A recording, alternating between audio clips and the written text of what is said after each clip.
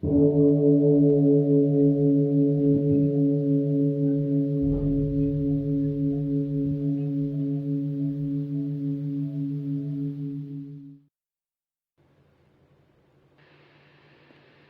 all beings be happy. May all beings be healthy.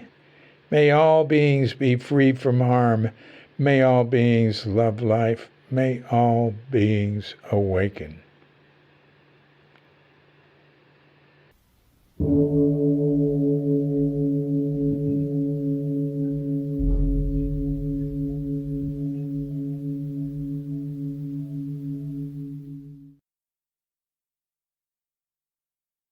Welcome to another Cuke Audio podcast.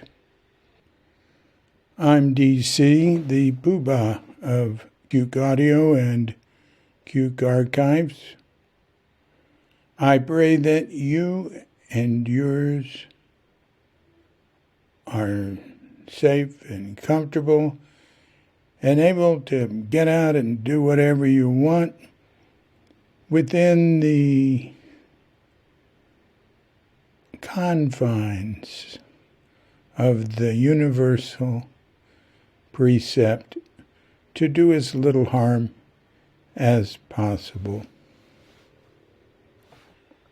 Today we'll have another chapter of Crooked Cucumber that will begin immediately after pause for meditation. Then at 55 minutes and 37 seconds, there will be comments on the chapter, and the podcast will trail off into nothingness at 2 hours, 27 minutes, and 32 seconds.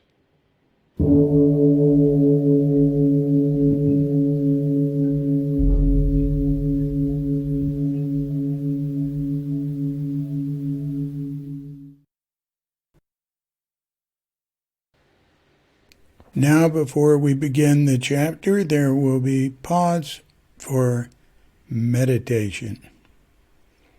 So when you hear the bell, hit pause.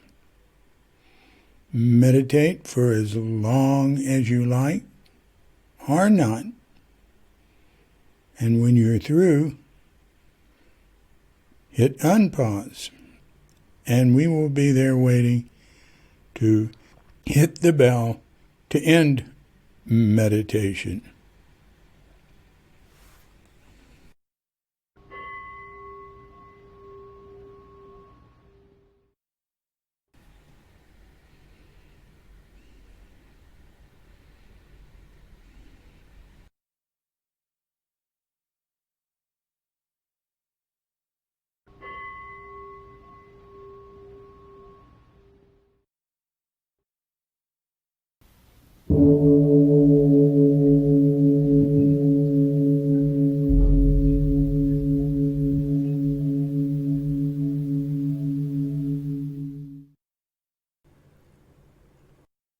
Crooked Cucumber, The Life and Zen Teaching of Shunryu Suzuki. Chapter 8, Family and Death. 1952 to 1956.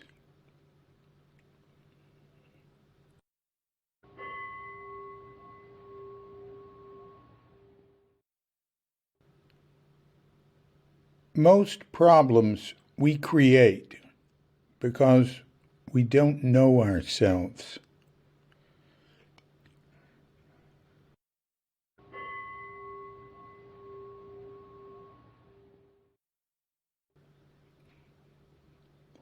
Two small creeks plunge down the steep mountain past either side of Rinso-in and converge in front of the temple at a point watched over by a row of old, merciful Jizo statues decked in faded red bibs.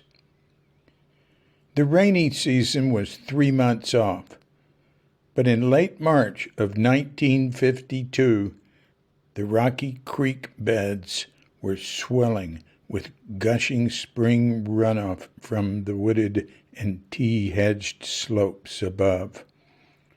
Around the stones and water, small yellow butterflies danced. The gardens and woods surrounding Rinso Inn were lush, overflowing with diverse shades of green and laced with the wide stretching webs of large orange and black spiders. In the back pond, around a large mossy stone, frogs croaked beneath the lilies. Fat hornets buzzed around the dark wooden posts and beams of the sprawling old building. Under the extensive overhang of the straw-thatched roof, swallows swooped in and out, building nests. In front, under an eave, slept the family dog, an old mongrel. In the mud of drained rice fields below, women and men stooped, planting the year's rice crop. The nights were still cold, but the days were becoming warm. At times, the smell of the morning's catch would blow in from the fishing boats docked by the bay. Yaizu was buzzing. The streets were full of women going shopping, men doing business, and children out of school on spring vacation. It was a good season and a good year. The occupation was finally over. The wounds of the war were almost forgotten, and Japan was beginning to feel good about itself again, as it enjoyed money, food, progress, and modernization. Cars and bicycles covered the streets. Everyone was working. The plum trees were in bloom. Before sunrise, Shunryu had risen, sat zazen, and performed the morning service in the Buddha hall. A monk named Otsubo joined him. Otsubo was thumping the mokugyo while they recited the Heart Sutra. Shunryu's chanting was soft, almost muffled. The choppy old Sino-Japanese words moved in a steady rhythm in contrast to Otsubo's erratic voice, which rose and fell in intensity and pitch. Shunryu stopped the service repeatedly to correct Otsubo's handling of the wooden drum. Through lack of talent or stubbornness, he could not seem to get it right. After service, which concluded amidst the statues and memorial plaques of the dark Founders' Hall behind the main altar, Otsubo swept the front courtyard, and Shunryu swept his way down the hard-packed dirt road to the farmhouses, as he did every day. Then he returned, bamboo twig broom in hand. Otsubo was about 30. He was there not because of any strong tie to Shunryu or Rinso-in, but because he had nowhere else to go. If he'd come on his own, the customary one night's hospitality for a traveling monk would have fulfilled Shunryu's obligation, but he had been sent by Kishizawa, who had no work for him at Gyokuden-in, and he was just too eccentric and uncontrollable to function smoothly with Kishizawa's disciplined monks. Shunryu's accepting nature would work better for the out-of-step Otsubo. Even Shunryu had first suggested that Otsubo go elsewhere, but he couldn't deny Kishizawa's second request and reluctantly took on the strange monk. Everyone would have been happier without him. Something about his presence was unsettling. At 7 a.m, smoke poured out of the open shoji doorway from the unvented wood-burning stove in the kitchen and hovered over the red and gold carp in the kitchen pond. Chie and Kinu Oba-san put the breakfast out, steaming hot white rice with raw eggs, scallions, and seaweed, a 4-inch sardine for each person, a gob of natto, a sticky fermented soybean paste, miso soup with a cube of tofu, and green tea. It was more than they'd had for days at a time during the war and the years of scarcity that followed.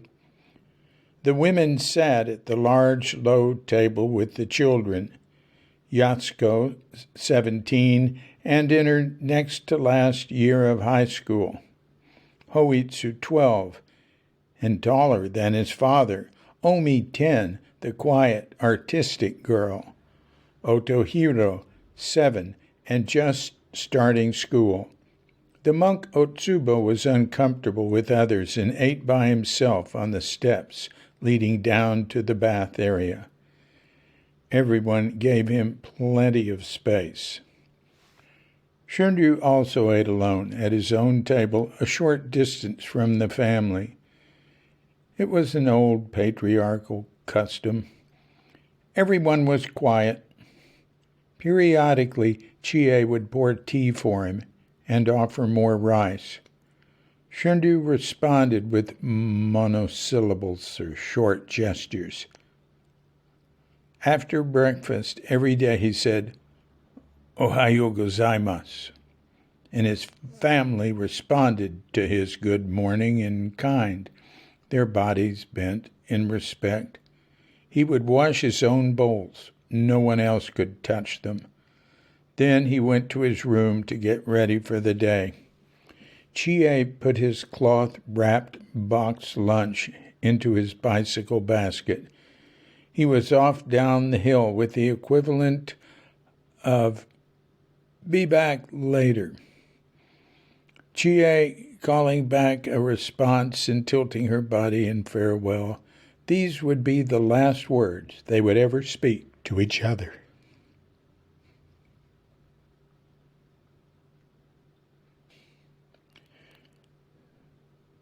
The children soon went out with lunches prepared by Oba-san, their grandmother.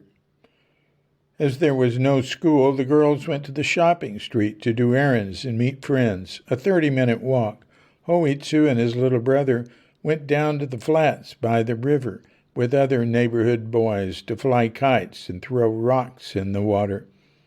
They didn't get out to play much. Even today, their father might have wanted them to stay home and study, but he was too busy to keep up with them, and he would be in town till late afternoon.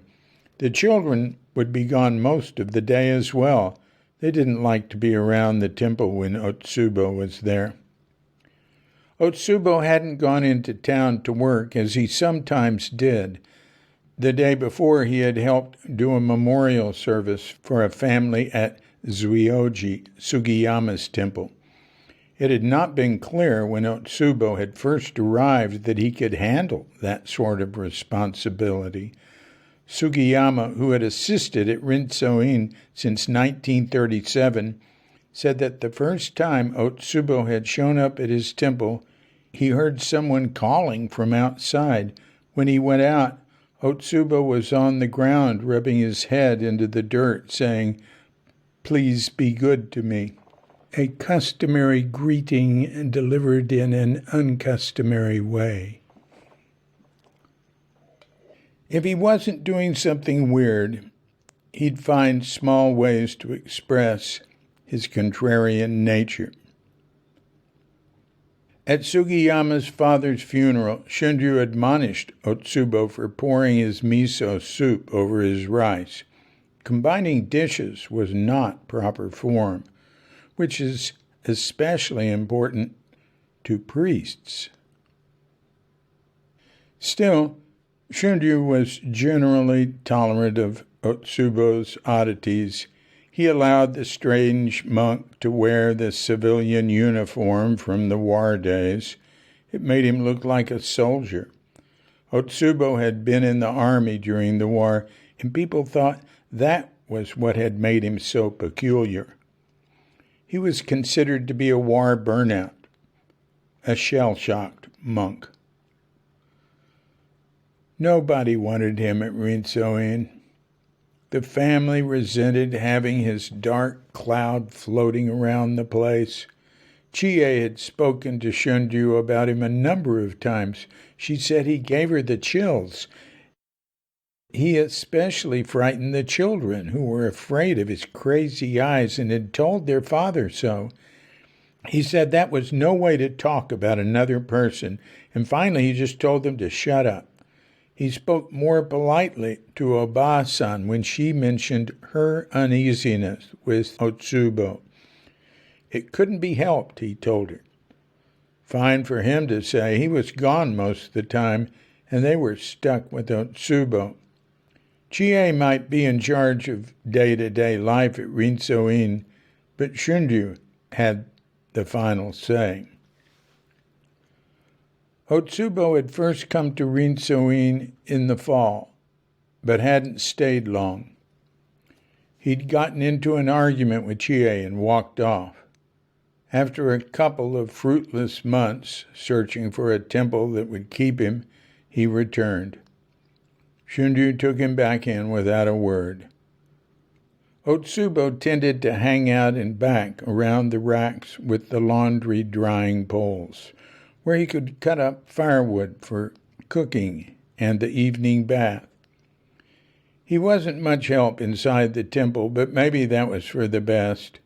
He would go into the woods, bring back branches, and cut them up with a hatchet, or sit on his heels, smoking cigarettes and tossing the butts into the creek. One thing that particularly infuriated Chie was his habit of teasing the dog by blowing cigarette smoke in its face.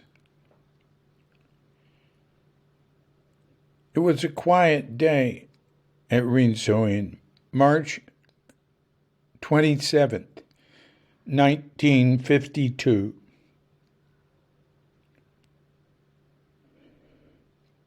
No visits or business were planned. No one there but Chie, her mother, and Otsubo.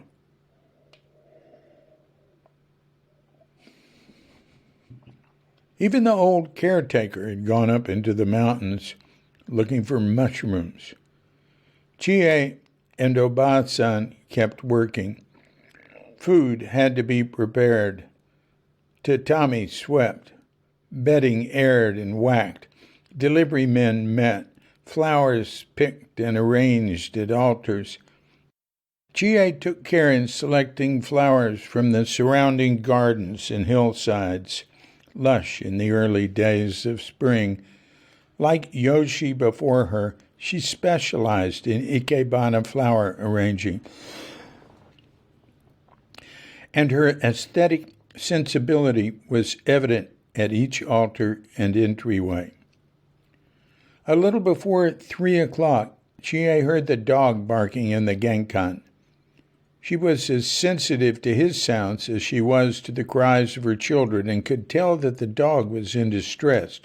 So she went down to see what it was, probably Otsubo torturing him again. So inexcusable.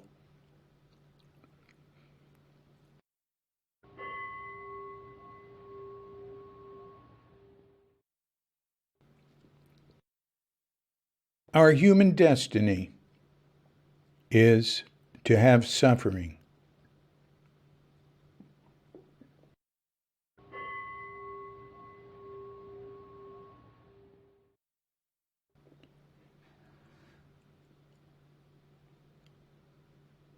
The Tanakas, the couple whose memorial service Otsubo had assisted with the day before, were walking up the road with gifts in hand for him and the Suzukis. They were more than a little unsettled to meet Otsubo moaning and staggering down the road like a drunk, blood splattered on his face and shirt, and more streaming down from his neck. He mumbled something about going to the police station. Then they heard pitiful cries for help coming from the temple. It was Oba-san calling. They ran into the Genkan and saw a terrible sight.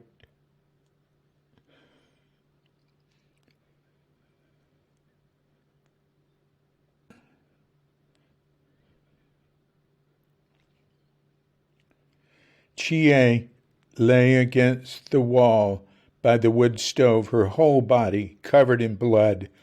Oba-san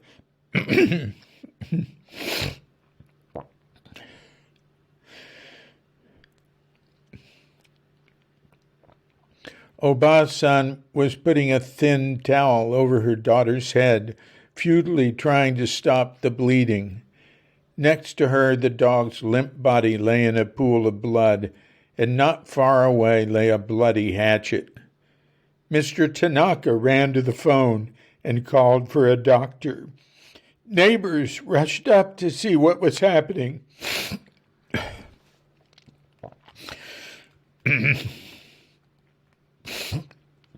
A priest named Sone had taken the train from Shizuoka and was early for a weekly English class with Shunryu. He flew off on a bicycle to Zuioji to tell the Sugiyamas to come right away. Down in the village, the word was quickly spreading, but still no doctor had arrived.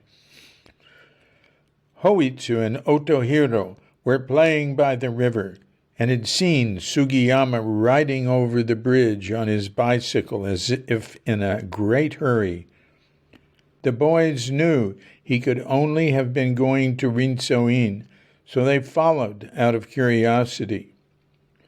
They came up the road through the village, past the bell tower, into the courtyard, filled with neighbors, and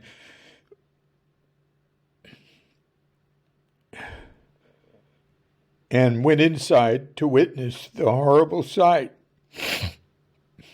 They watched as their mother was carried outside.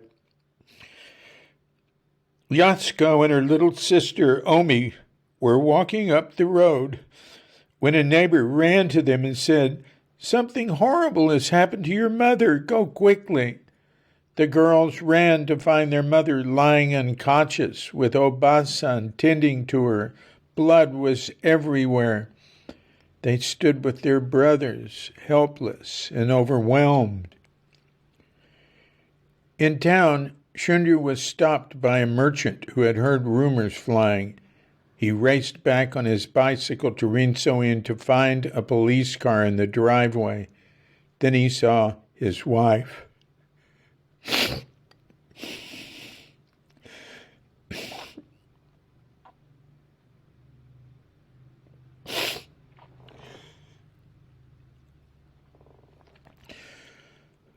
Groaned loudly and kneeled down before her.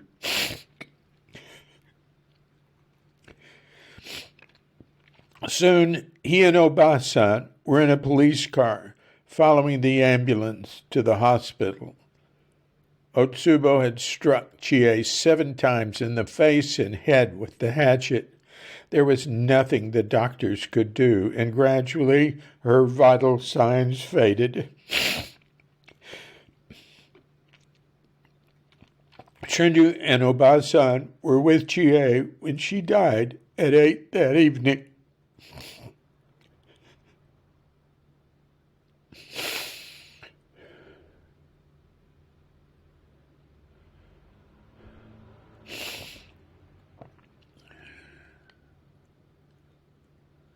A grieving and shattered Shunryu returned home and gathered his numb children together in the family room. He spoke as he had never spoken to them before, with humility softness and overflowing sadness. He told them that their mother was dead, that she had died in the hands of Otsubo. Then he said, "Please do not hate this man who has killed your mother. Rather, you should hate me, because I didn't listen to her, or to Obasan, or to you when you all warned me about him." And he added, From now on,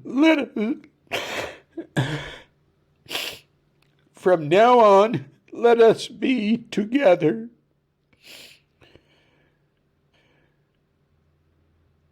He continued to confess responsibility for his wife's death to everyone he spoke to. "It was my fault," he said to Amano, his godfather and confidant. "I was too stubborn. I wouldn't bend. I was so wrong." Suetsune-san arrived at Rinso-in to pay his respects. He started crying as soon as he saw his teacher. She took such good care of me when I lived here. She fed me when food was scarce and washed my clothes when there was so much to do." Shunryu nodded in tears. "It was my fault. I asked her to do what she could not do. I made her try to do the impossible." Obasan silently acknowledged Shunryu's confessions and sincere apologies. She did not alter her respectful way of relating to him. Her sadness was great, but she had a strong inner core and would endure this tragedy for the sake of the family. Her first child had drowned in a river when still small. A son had died as a soldier in the war, and now Chie, the last, had been murdered at the age of 39 by a monk. Her strength flowed out to the whole family as Kinu Obasan stepped with composure into the position of nurturer of the temple's interior, encouraging Shunryu to continue his outside duties.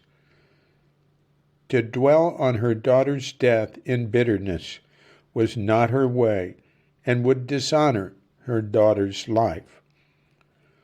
Hoitsu had taken to heart his father's admonition not to hate Otsubo. Father is right, he thought. But neither could he hate his father. Hoitsu rather saw the tragedy as the family's fate, something beyond his understanding.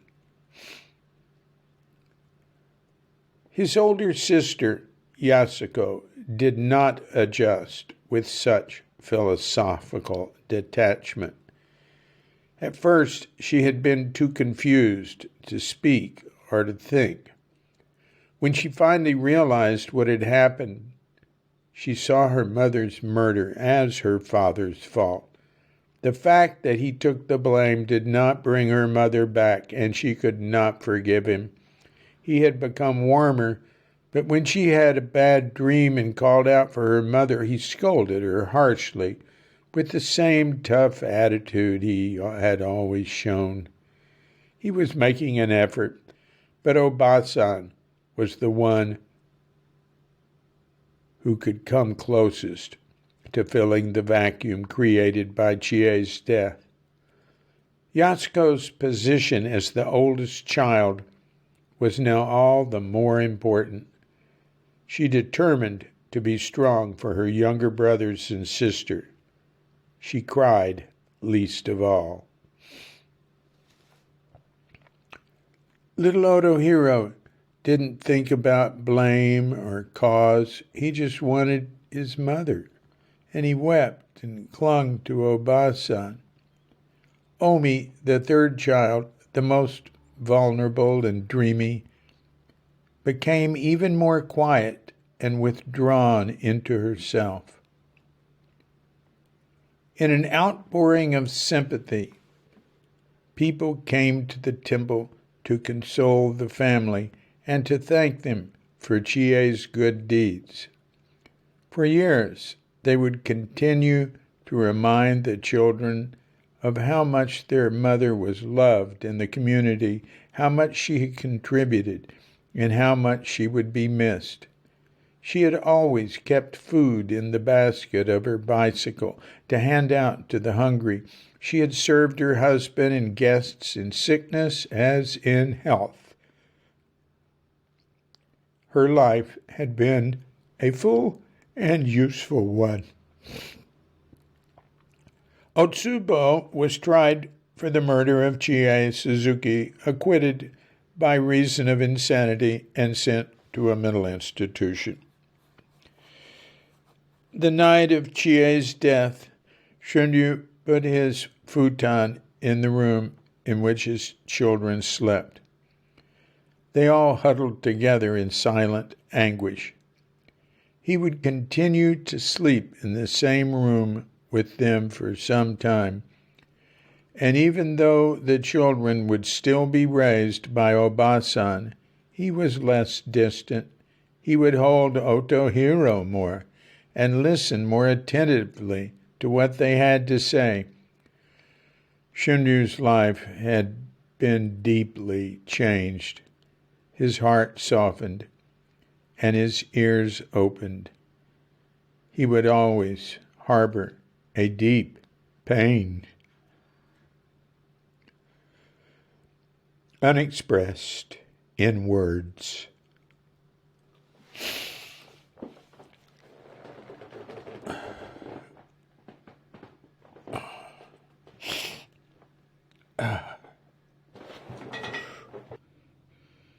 Hoitsu's parents had always told him, "Study, study." But he wanted to play. He would sneak away from his schoolwork to join the farmers' children in the fields below. He wanted to be a farmer, not a priest. But he assumed he had no choice. In the summers, Hoitsu was sent to Rinsoin's parent temple, Sekyunin, for a few weeks to practice like a monk. He also went to Sekyunin in the winter for sesshin. The master there was kind to him and didn't hit him with a stick. He liked it better there than at home, except when they shaved his head. That embarrassed him. At home, he would just get a close-cropped haircut like the other boys. At home, his father would call, "Hoitsu, get up!" Early each morning, he would hold on to the covers, but Shunryu would pull them off from the bottom. Sometimes his father would drag him off to zazen, and afterward, Hoitsu would have to read the chants while still rubbing sleep from his eyes.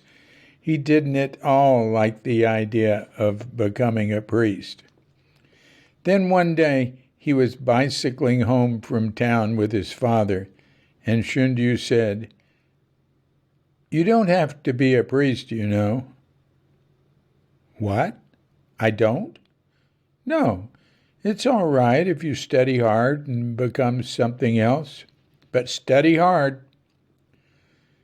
When the word sank in, Hoitsu understood that Shunryu's plans were not built around having his son succeed him. So now, what was he going to be? Memories of his dying mother colored his every thought about the future.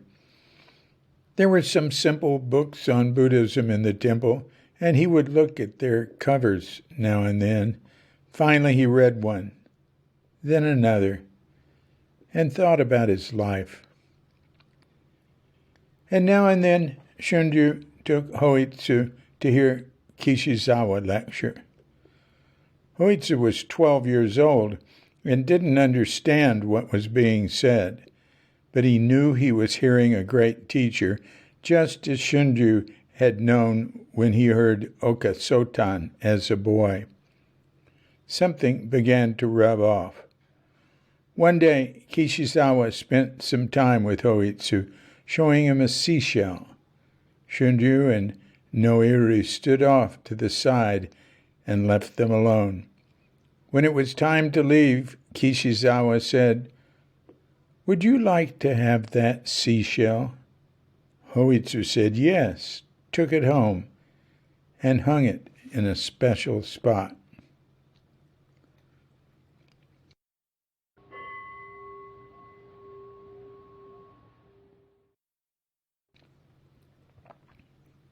Only when you give up everything can you see a true teacher. Even the name of Buddhism is already a dirty spot on your practice. It is not teaching. The character and effort of our teachers is our teaching.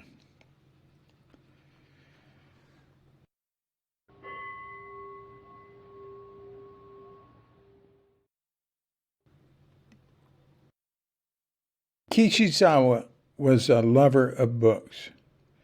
He read and wrote many books, and when he traveled and met other Buddhists, he would ask them to show him some text he might not have seen before. Kishizawa's only regret toward the end of his life was that he had supported Japan's militarism before and during the war. Ian Kishizawa died in 1959. He had helped Shunryu refine his speech and thinking and deepen his precepts and zazen. Bounteous gifts to share with all people, not just with priests. It is said that Zen is the way beyond words and letters. Shunryu would always hold even that to be a half-truth after his experience with Kishizawa.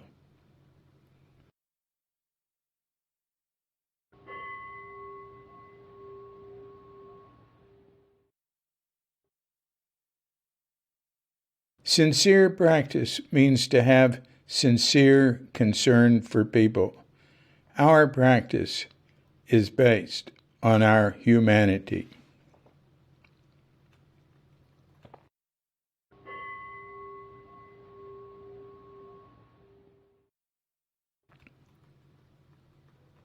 In March of 1954, a fishing boat from Yaizu returned with a crew of critically ill fishermen who had been contaminated with a heavy dose of radioactive fallout from an American hydrogen bomb test on the Bikini Atoll, and one of the men had died. Before the crew realized what the problem was, their fish had entered the marketplace. Tons and tons of fish had to be discarded. A general panic seized Japan, and rumors spread that all ocean life had been contaminated. Anti-American rhetoric ran high. This was seen as the third atomic bomb, even worse in a way than the first two, because they had been at war then. The Americans were not apologizing or admitting any wrongdoing. At that time, Shunryu became involved in some meetings with Americans and locals. His voice was small, but when he had the chance to talk, he encouraged people to calm down. He tried to counter the hysteria and self-righteousness he saw erupting everywhere. To him, most of the rhetoric was just a confused political game. Some saw him as always taking the American side. But when a march was called to protest American nuclear testing, he decided to go. People around the temple told him not to, warning that he would be discredited by being associated with communists. The Japanese Communist Party, a relatively tame organization with members in the Diet made a big issue of the bikini incident. Shunryu said he was happy to walk with anyone who opposed nuclear weapons. It didn't have anything to do with political beliefs.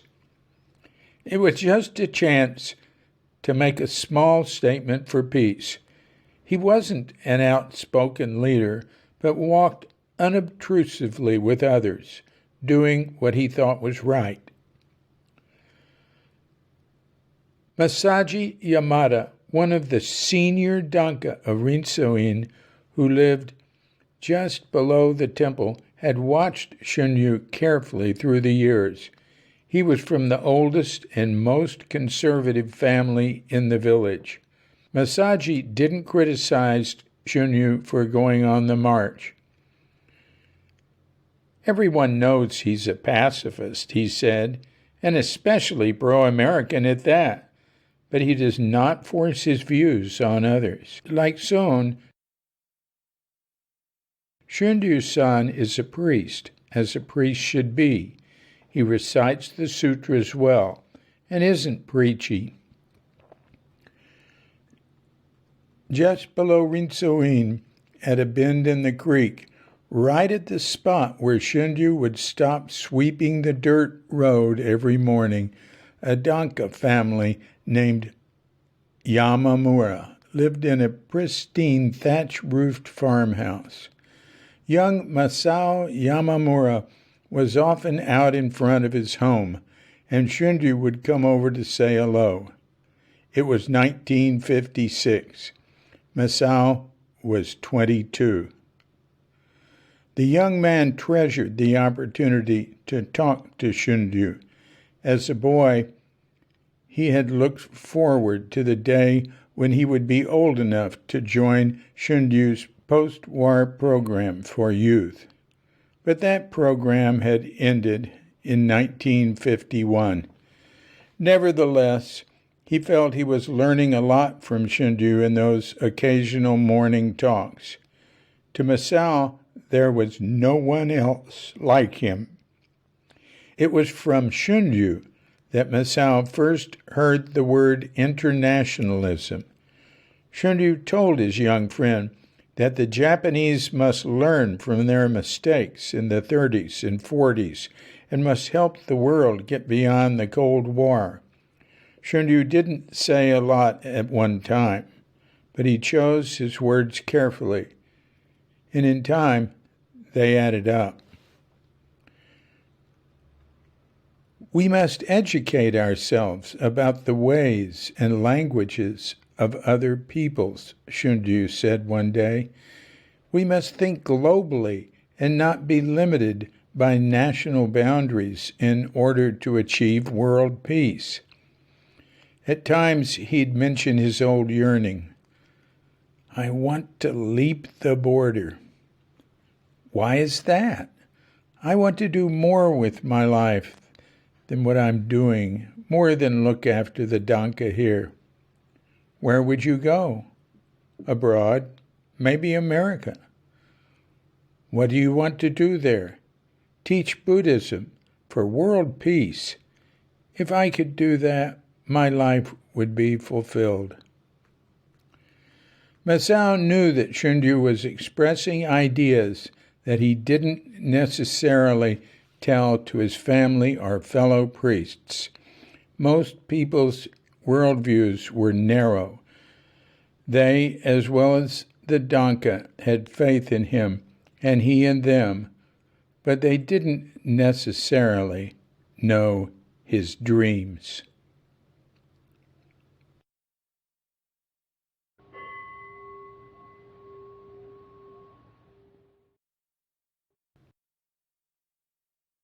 A person who falls on the earth, stumbling on a stone, will stand up by means of the same earth they fell on. You complain because you think earth is the problem, having caused your fall. Without the earth, you wouldn't fall, but you wouldn't stand up either. Falling and standing up are both great aids given to you by the earth. Because of Mother Earth, you can continue your practice. You are practicing in the zendo of the great earth, which is the problem. Problems are actually your zendo.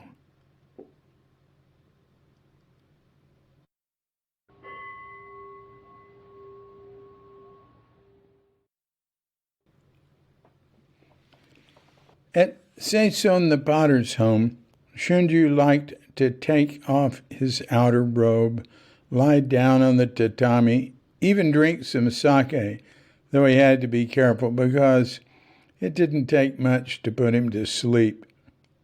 He was known as a weak drinker when he drank at all. If Seison wasn't there, Shunryu would just say to his son, "Excuse me, I feel like I'm at my parents' home," then grab a pillow and fall asleep in his white kimono. There weren't many customers coming in. When Shunryu saw a piece of pottery he really liked, he'd take out his wallet and leave all the money he had for Seison, saving only what he needed for train fare. He never had much money, so he usually paid less than the cup or bowl was worth. Once when Seison's son pointed out that Shunryu had underpaid for a plate, Seison sternly told him not to regard Shunryu as an ordinary person. "How nice it would be if all customers were like him," Seison said. "I wouldn't have to be in the awkward position of having to tell them the price." But don't confuse him with lay people.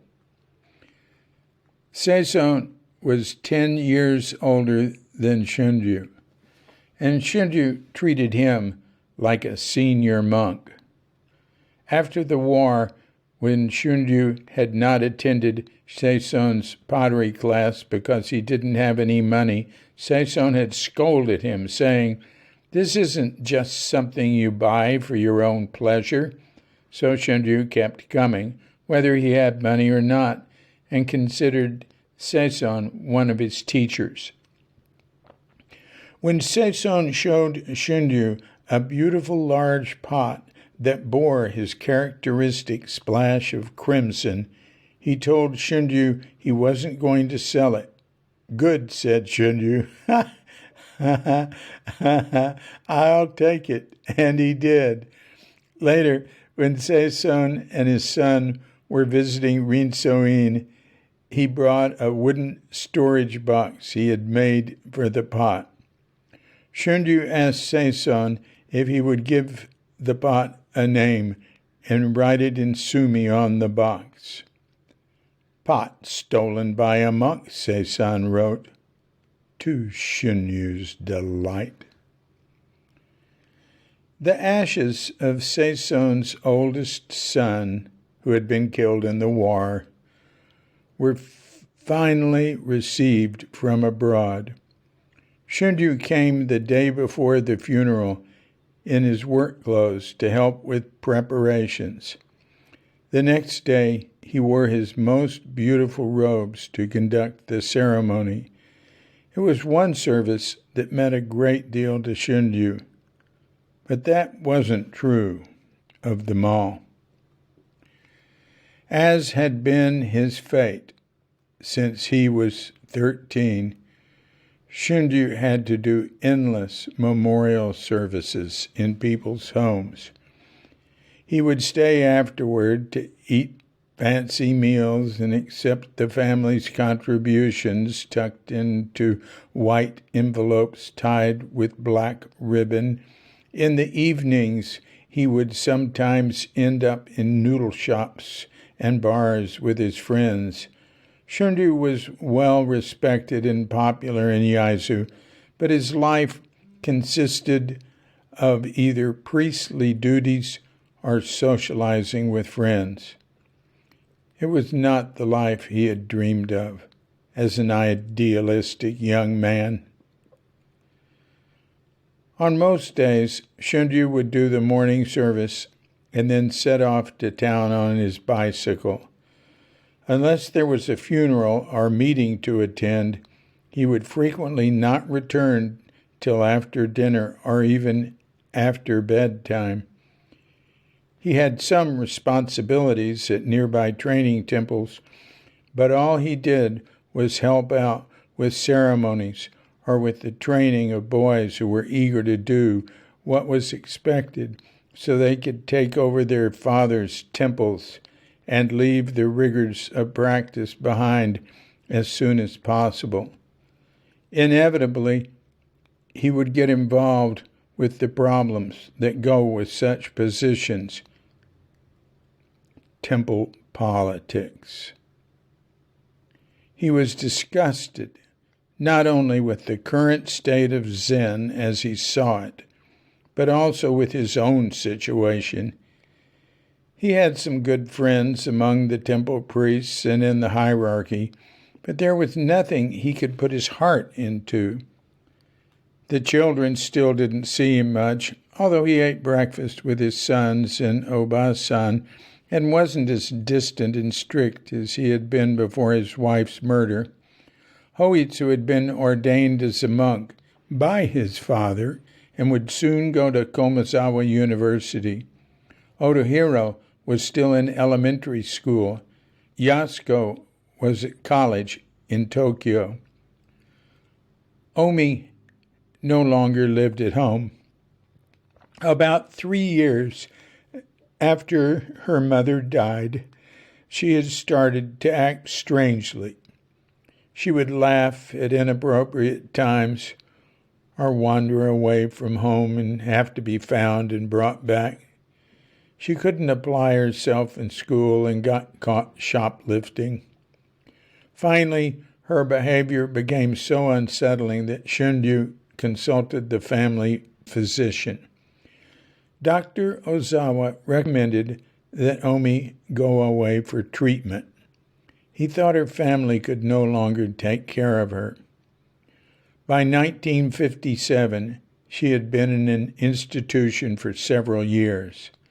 Now and then Shunryu or her siblings would visit her. Now Shunryu had 2 kindergartens to tend to, and Mitsu was principal of both.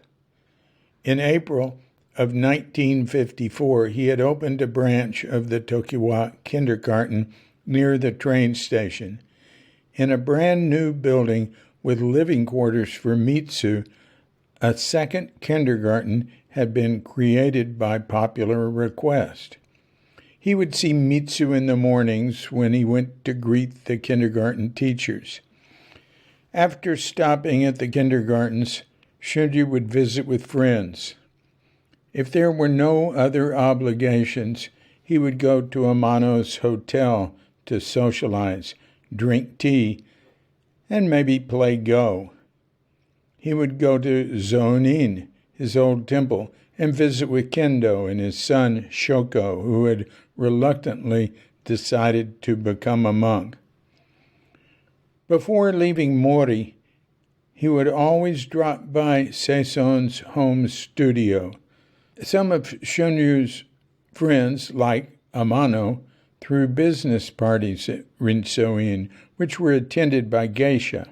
Shunryu attended and enjoyed himself, but ultimately didn't want that kind of life.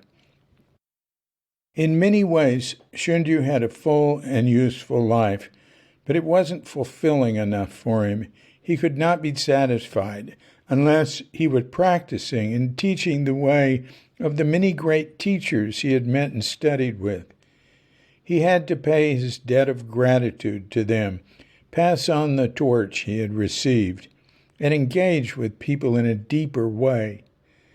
He started to get irritated at the way people would say, "Hi, Hojo-san," when he rode by on his bicycle. It made him feel marginalized and meaningless, exchanging greetings with no real relationship. Just as when he lived with Miss Ransom, he again saw himself drifting off course. He had become the temple priest he didn't want to be. busy with many responsibilities, yet coasting along with his life going by, stuck in Yaizu.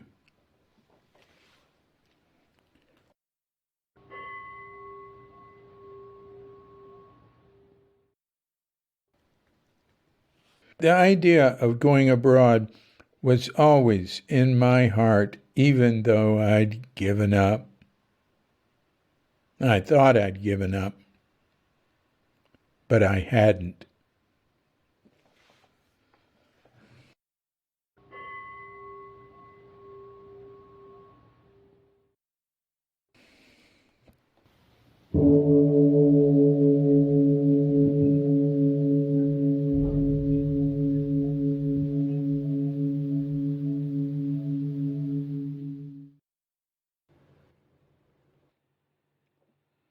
Comments on Chapter 8 of Crooked Cucumber, The Life and Zen Teaching of Shunryu Suzuki, Family and Death.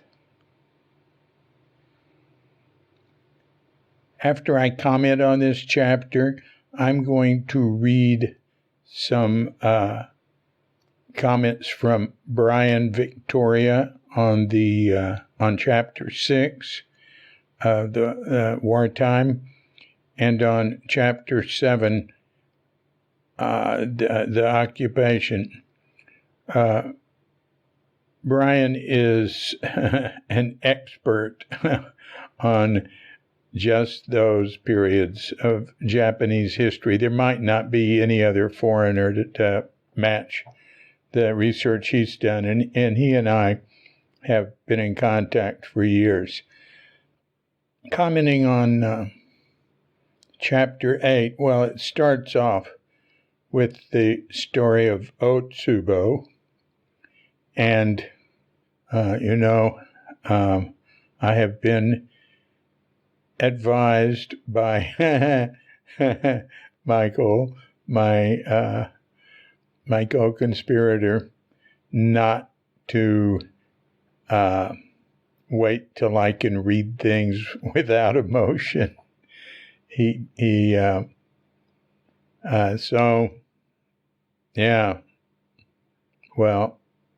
So you got to hear me reading it with emotion.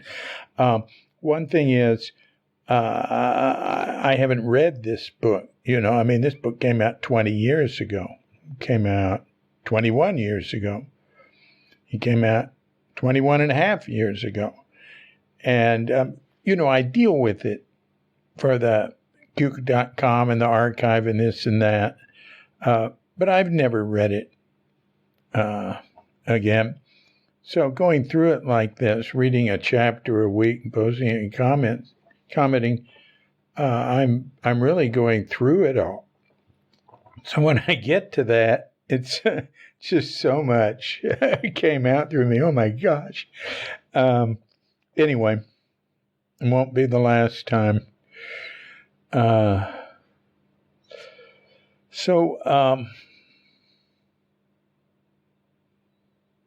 There's a point there where Otsubo, the strange and eccentric and disturbed monk, Sugiyama said he came to his temple showed up at his temple one day. Sugiyama, I think, didn't know who he was. No, Sugiyama, of course, knew Kishizawa, and Otsubo had been sent by Kishizawa for Shunryu to take care of him.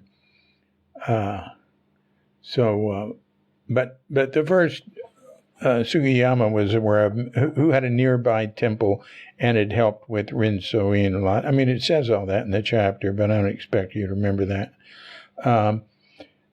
He said he heard somebody outside, and he went out, and there was this monk with his head in the dirt going, "Please be good to me." Now, one thing I didn't say, and I'm going to put it in my updated second edition version, which I would like to make a second edition, but we'll see, is I should have said that please be good to me is a customary greeting. So the way I present it in the book, somebody who doesn't know that will think, well, that's weird. No, yoroshiku onegai shimasu. Please be good to me. It's standard. What wasn't standard is the way he acted it out with his head in the dirt. Now, I talked to just about everyone about Otsubo's death. I talked to the kids about it, Oitsu, Yasuko, and Otohiro in San Francisco, I guess. He was young. Okay, I'll read a little from Otohiro's interview. He says, well, yeah, I remember the day my father got on a flight. I said, how'd you feel? He says, well, I was 14 or 15, and I didn't have a mother. I had a grandmother. She actually raised me. I'm just looking for the word mother. I should have interviewed him in Japanese. He's lived in America since the early 60s. But he works with Japanese all the time, and he worked for Japan Airlines. He takes, his Japan travel agency. He's, all his friends are Japanese. His family's Japanese. Really nice guy, very sweet. He said, but he went very far away. I was going to go along with my everyday life. I was the youngest child. I didn't have a mother to take care of me. My grandmother spoiled me, actually. Her name was Kinu, Muramatsu Kinu. And I say, after your mother died, she took care of you. He says, all of our family, actually, she was a stubborn person. She was strict. She was a very kind person. Made me a person, I guess. My father respected her a lot. Yeah, here he says, my mother got killed. I was too young to understand. I was 7 or 8. Here's something else. When my mother died, the whole family got together. From now on, we're going to get together, live together. That's what my father said. I remember that. He was crying. When he talked to us, he was close to us, but he was very far away for a father, distant. It was, Yasuko was the one that really had the most detailed stuff to say about it. And she was the oldest then.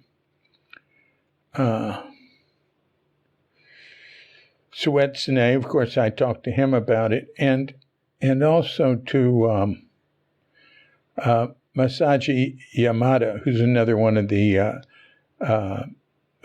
members of the High Grass Mountain group that studied with Suzuki during the war. He told me some stuff. So I'm gonna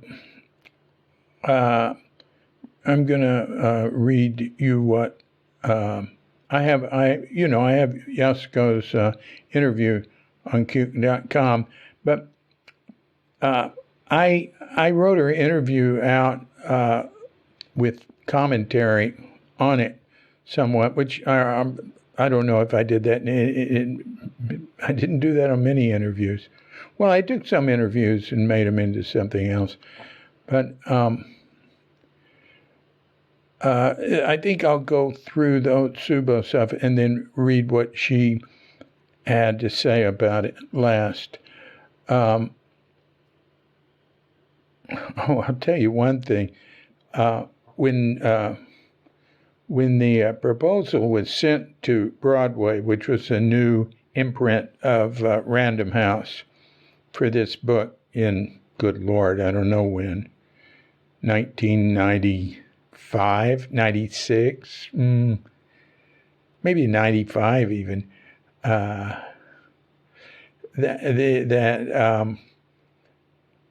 this chapter, I wrote a gory description of her death.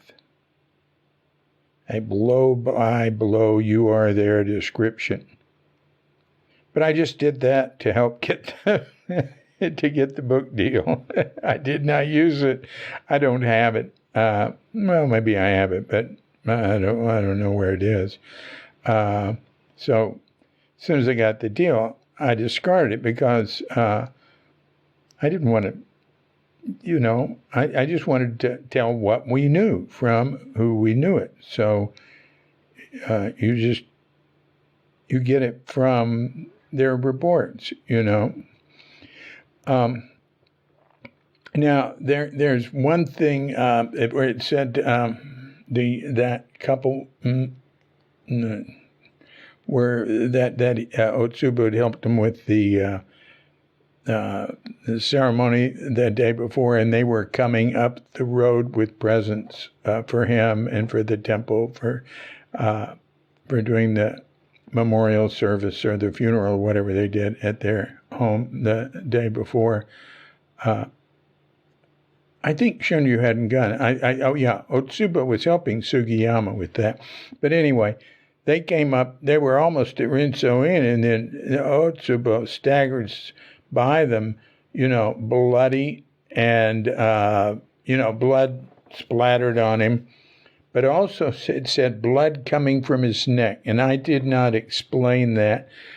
And I can tell why, because, thinking again of the second edition, figuring out where I can put in why that blood is coming down from his neck, I don't really see it. And it's better.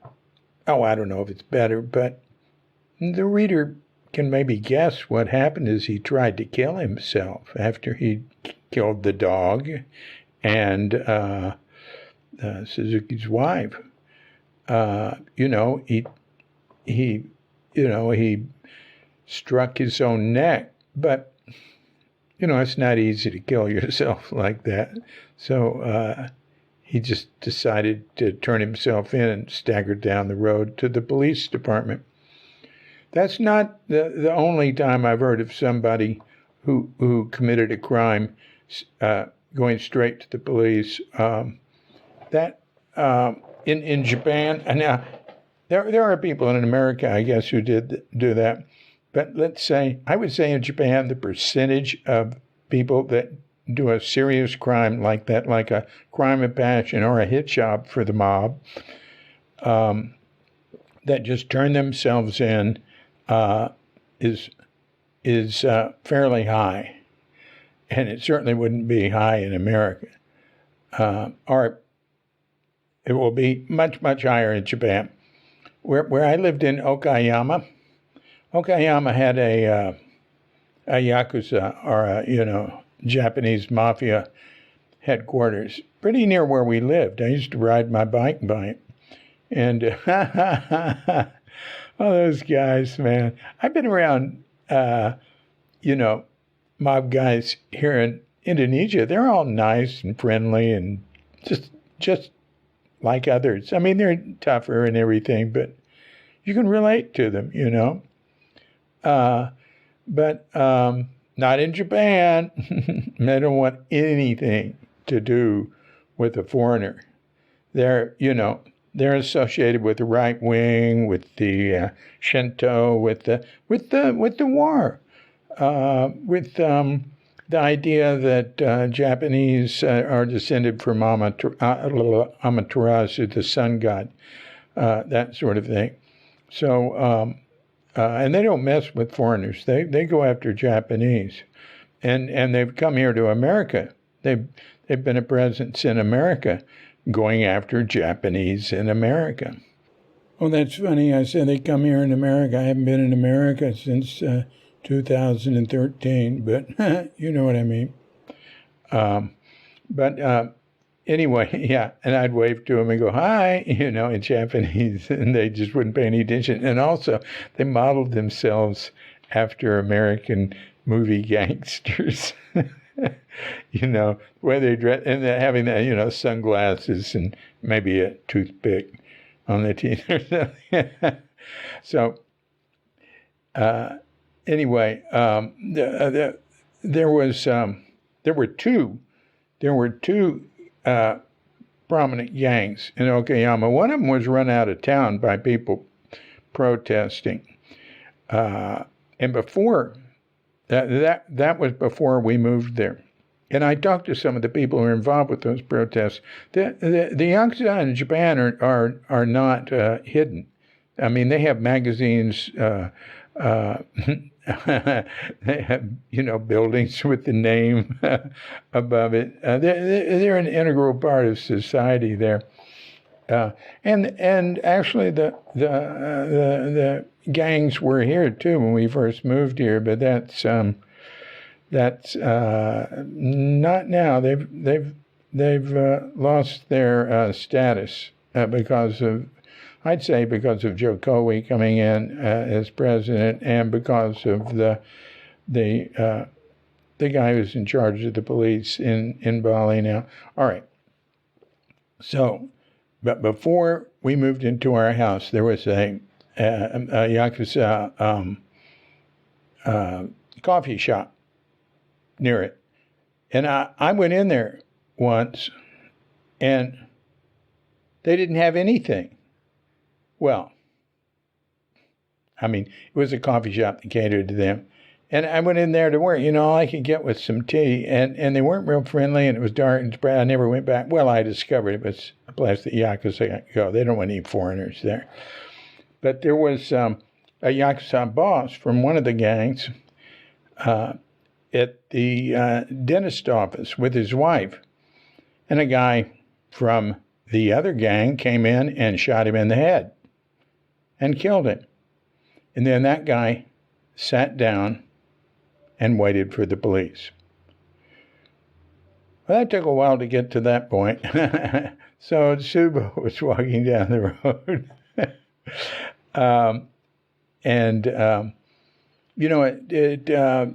He was innocent because of insanity. I do not know what became of him. I asked people, but they didn't know. That doesn't really mean they don't know. It might mean they don't want to talk about it, or they've talked about it enough. That's it. And I didn't push stuff like that. It was a really heavy subject.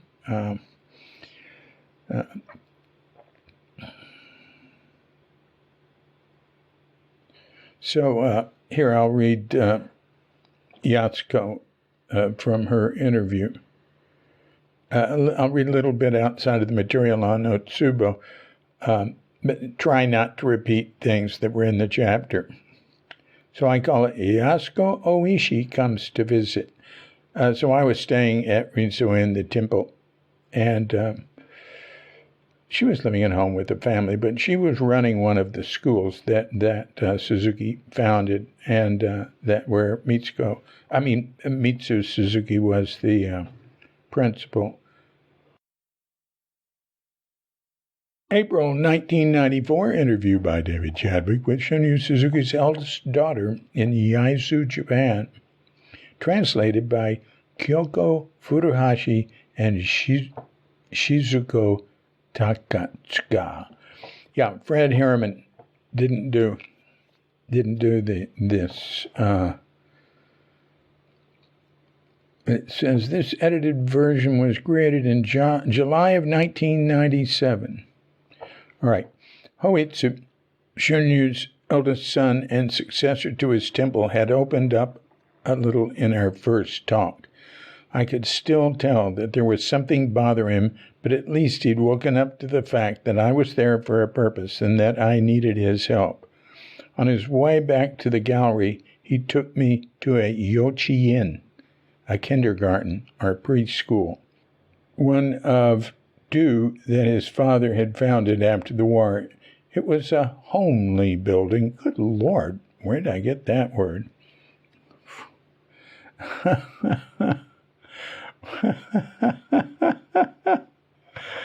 I used it for fun. It was the homely building with no curves, just cinder block and windows with metal frames, 2 stories with a flat roof. We took off our shoes in the entryway and replaced them with green slippers, which were much too small for me. I had to push them along with only half my toes fitting in. I'd become quite used to the ritual. We went upstairs into a large room with a piano and slightly raised stage. Folding metal chairs were stacked in the corner. The floor was of wood, clean and shiny. On the wall, hanging down with the tops tilted outward, were 2 framed black and white photographs. One was of Shunryu, in robes and looking moderately serious. The other was of another, much more serious-looking Soto Zen priest, the one who had founded the school way back before the war. Aoshima Zen-an. Shunryu was actually the re-founder. It had closed during the war. From there, Hoitsu and I entered the courtyard playground area and took the surrounding covered cement walkway to the other side of the building to a room in which there were 8 young female teachers in their 20s. They greeted us with deference and enthusiasm. Both of Hoitsu's daughters, Narumi and Kayoko, were there, and they smiled at me. The kids had gone home, and now the teachers were chatting, straightening, preparing for the day, and waiting to get married. And pregnant so they can make room for fresh female junior college graduates to take their places. At Hoitsu's suggestion, Narumi went upstairs and soon returned with Encho Sensei, the principal, his big sister. Oishi Yasuko. She was about 5'1" and had sparkling eyes and gray hair. We figured that we'd met 22 years before in the States when she'd come to visit her father just before he died. Hoitsu told her what I was doing in Japan, and she agreed to come by the temple in the evening. Yasuko-san slid open the heavy wooden door, walked onto the cement floor in the wide-open foyer. Shitsure tashimasu. I'm being rude. That's standard. That's you can say that greeting or going goodbye. Saying goodbye, that's really standard way to say goodbye. She called out, Shitsure tashimasu. And then she stepped out of her low-heeled shoes up to the wooden step, and then onto the tatami of the entrance hall. Hoitsu's wife, Chitose-san, acted so excited to see her. Her voice rose in pitch, and the 2 ladies exchanged pleasantries. Yasuko's voice was much more matter-of-fact in its character. Chitose put us right away in the formal guest area at the end of the wide tatami. She turned on the heat to the electric rug we sat on at a reddish wood table. Yeah, nice wood. Really beautiful table. A low table. And she poured us our first cups of tea, leaving the pot and an electric thermos of hot water so we could serve ourselves after that. Unlike Hoitsu, Yasuko was eager to talk to me. Oh, yeah. It was like pulling teeth with Hoitsu, but eventually he got turned on to it. But anyway, we're on Yasuko now. She sat alertly in seiza. You know what that is. That's like on your knees, on your shins. Refused a cookie I offered her from a plate Chitose had left, and spoke straight away without waiting for me to ask her a question.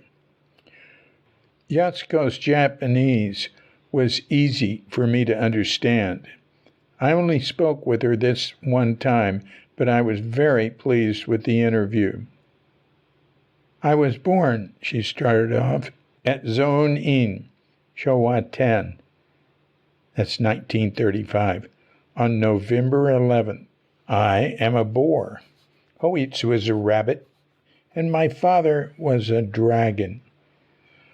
When I was born at Zone-in, Shunryu-san, that's what she called her father, Shunryu-san.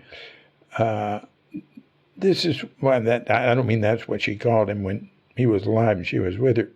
That's what she called him then. And that's what everybody called him in Yaesu. Was at Rinsuin, a few hours' travel away, she continued. He was the abbot of both temples then and spent more time here at Rinsuin than he did with his family. My mother, my father's mother, and I were living at Zone-in. When I was 4, Shunryu-san moved into Zone-in. He went there just after Hoitsu was born. Before that, my father only came to visit sometimes.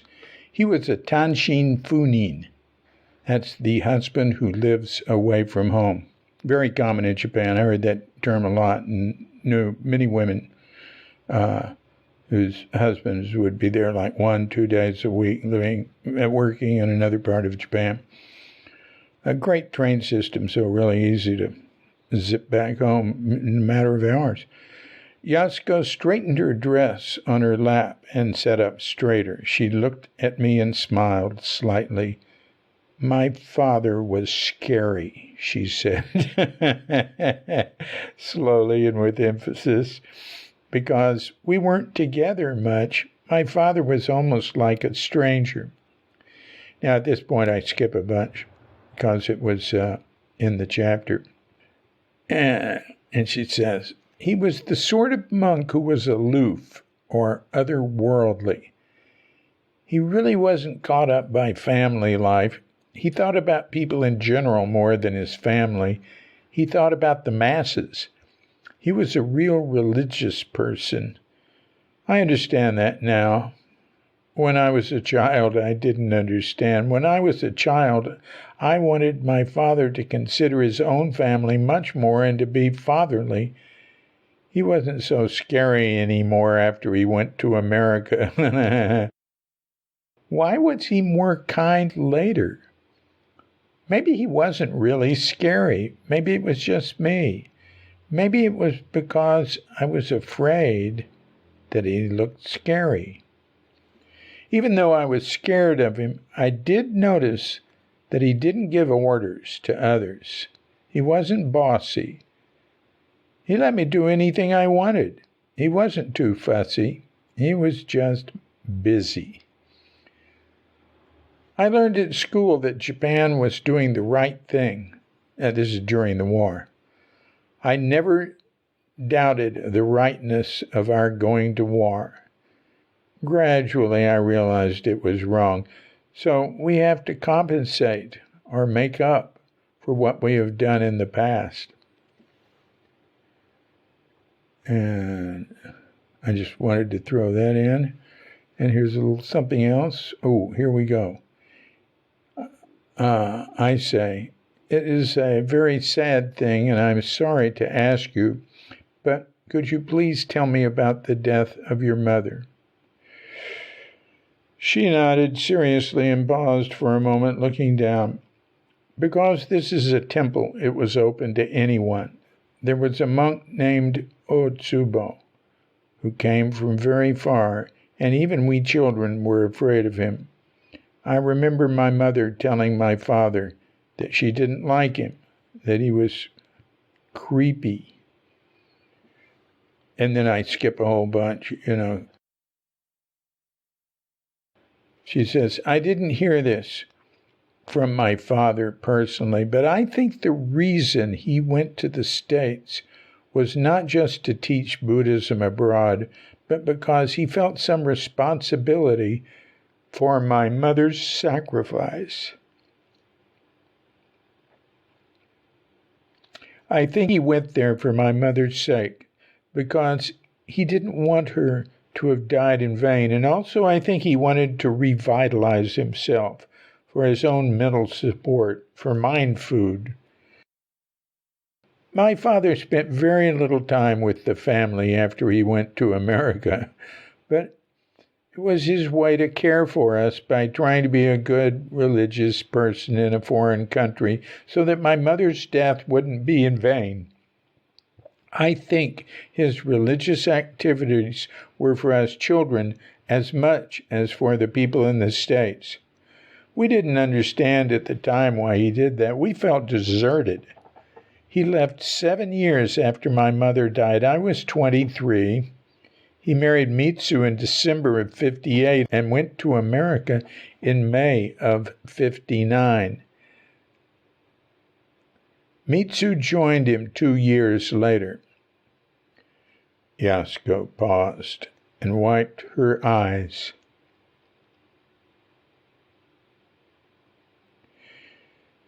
She had been gently crying as she spoke about her mother. Although I was terribly sad at the time of my mother's death, I felt I had to be strong because I was the eldest. So I didn't cry much. I had to look after my younger brothers. I cried a little when she died, but since then I've never cried, till now. Now I can cry, but I couldn't back then because it was too terrible. I think people cannot cry when they are really sad. When people are really sad, all the emotions seem to die. My father didn't express his feelings afterwards, but after that we all slept in the same room together, Grandma, him, and we children, and at the same time I dreamed about my mother and said something in my sleep, and when he heard that, he got very angry with me. Because he was a Zen monk, he didn't express himself outwardly. It seems that his suppressed feelings were activated by my speaking in my sleep. I thought my mother died because my father let that crazy monk stay at Rinso-in. So in my mind, I blamed him for my mother's death and held a grudge toward him. I couldn't forgive him. But now I have overcome this grudge, and now I can understand that whether he let the monk stay or not was not the only reason for her death. Maybe it had to happen. I understand it in this way now. Maybe a human being's small mind wouldn't understand the movement of the cosmos, and there must be very big forces working that we could never understand. So we shouldn't blame someone for things past, but rather grow to be better at learning lessons from what has happened. I think it's important to overcome initial sadness and try to make the most of it. I think it's important to try to understand Otsubo's childhood and to make an effort to bring up children today in a better way so that won't happen again. And that was part of my father's motive in going to the States. I try to apply these principles in the kindergarten. That's my way of making the most of my mother's death. Both my parents supported me to become a kindergarten teacher, and cultivating children affects the future and is an important job. And I think my parents wanted me to actualize their wishes to make the world a better place. Sometimes I've wanted to quit because of difficulties with relations between parents, kids, and teachers, but I persevered because I remember my mother's wish that I would teach children and make the future better. Wow. Pretty great, huh? One thing that comes to mind there is people respecting teachers and education. And, I taught in Japan for almost 4 years. I was there 4 years. A good, 3.5 years of it I was teaching. And Elin was teaching. And Elin is still a teacher, living in Santa Rosa and teaching kindergarten and first grade and second grade, teaching the early years. I'm not sure which one now. She does different things in different years.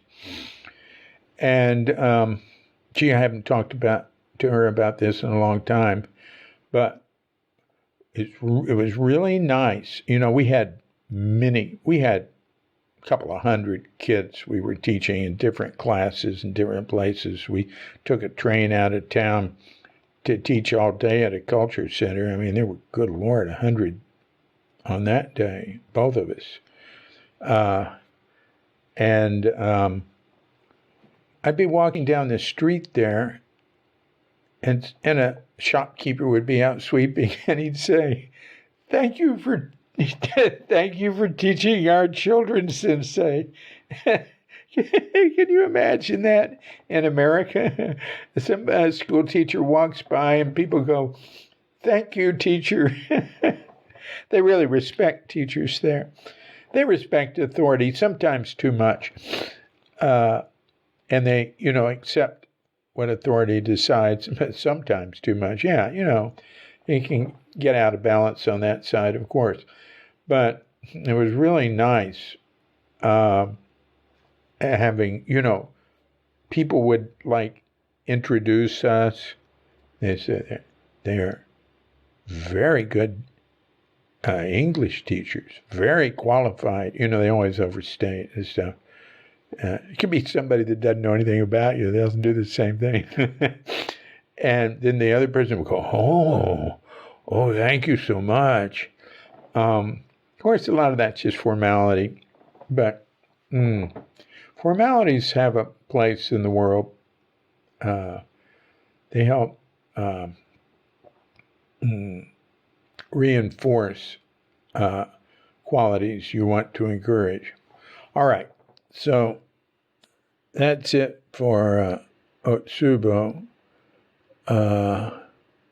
Wow. Like I asked Yasuko in that interview, do you know what happened to him? And then she just went into, well, I think he had an unhappy childhood. Yeah. He could still be alive. Let's see. Yeah, if so, he'd be about 98 years old. I don't have much more to say about the chapter. Masao Yamamura comes back. And when it mentioned him briefly in the chapter, the occupation after the war, how he was 12 years old and he'd stand outside the shoji listening to the meetings and classes that Shunryu was having with young males and females. That was very interesting. He said that because, and that was way back then. Having males and females together in a class there at Rinso-in, talking about, new life after the war movement, right? And he'd hear Shunryu saying the war was bad and we should learn. And he said, this is the first time I heard the word internationalism used. And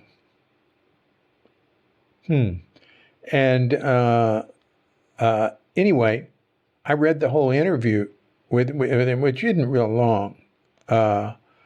It's very short. And I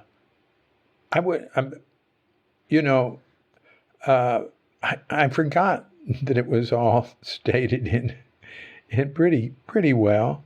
Not all of it, but a good deal of it was covered in this chapter.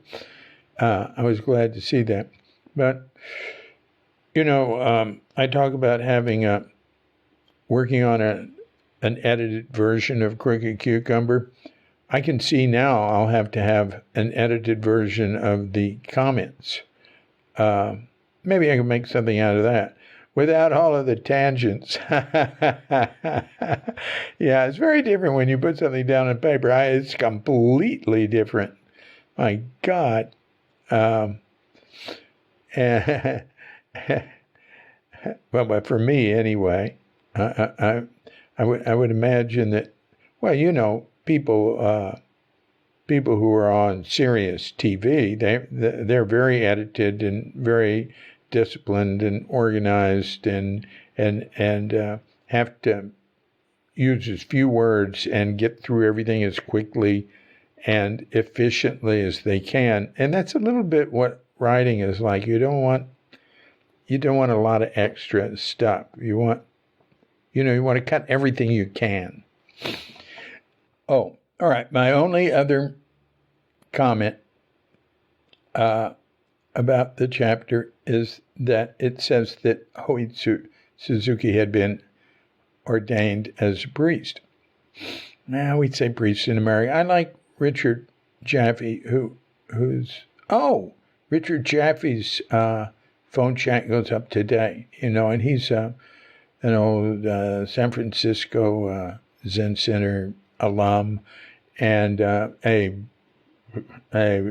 highly respected scholar of Japanese Buddhism, and he likes the word cleric, rather than priest or monk or anything. But anyway, I think I'm going to put in there that, but I won't use the word cleric in a book. It's like a scholarly word, or it's not a good word for the book.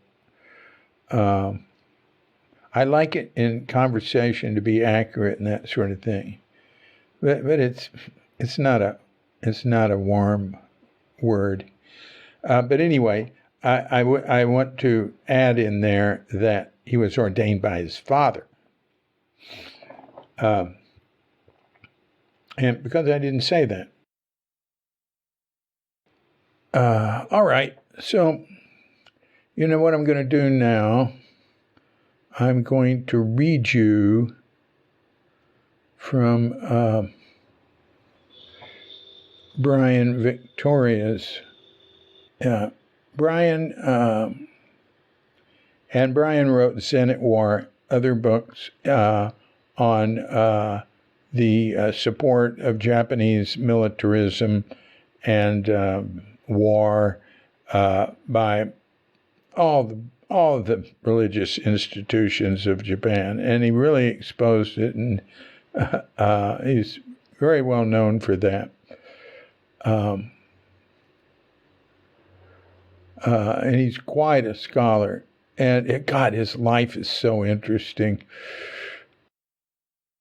When I first came to Zen Center in like 66, I started hearing about him. He was a legend. And, well, he's only 5 years older than me. I think he's 80. But I call him a pit bull for peace. He went over there as a conscientious objector to do his time there, and, ended up becoming a Soto Zen monk and going to college there and graduating. And anyway, he lives in Kyoto now. Hey, I've got his bio. I've got a mini bio of him here I'm going to read. Brian Ryojun Aka Daizen, Victoria, holds an MA in Buddhist Studies from the Soto Zen sect. Affiliated Komazawa University in Tokyo, and a PhD from the Department of Religious Studies at Temple University. He also holds a first-degree black belt in the martial art of Aikido. Brian first came to Japan in 1961 in order to perform his alternate service duty as a conscientious objector promoting international friendship and understanding by teaching English at Aoyama Gakuin University in Tokyo.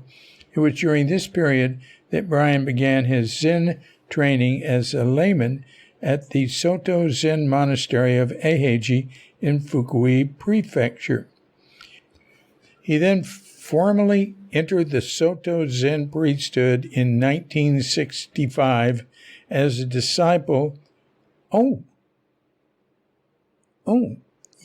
Tatsugami Ryosen, abbot of Reisenji Temple in Fukui Prefecture, and longtime Ino cantor, discipline master at Eiheiji.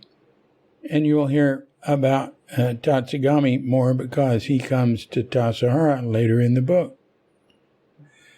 Following monastic training at Eiheiji, Brian pursued graduate studies in Buddhism at Komazawa University from 1968, during which time he became a disciple of Soto Zen scholar priest Yokui Kakudo. Following Yokui's untimely death from cancer, Brian received a Dharma transmission from the Venerable Asada Daisen, abbot of Jokuin Temple in Saitama Prefecture in 1975. Brian's ordained name is Ryojun, penetrating goodness. His pen name is Daizen, great meditation. In addition to Zen war stories, Brian's writings include Zen at War, an autobiographical work in Japanese titled Gaijin Daiari, Zenbozu Daiari, as a foreigner, as a Zen priest, Zen Master Dogen, co-authored with Professor Yokui Yuho of Aichi Gakuin University, 1976. The first book's 2003, and then As a Foreigner, as a Priest is 1971, and a translation of Zen Life by Sato Koji, 1972.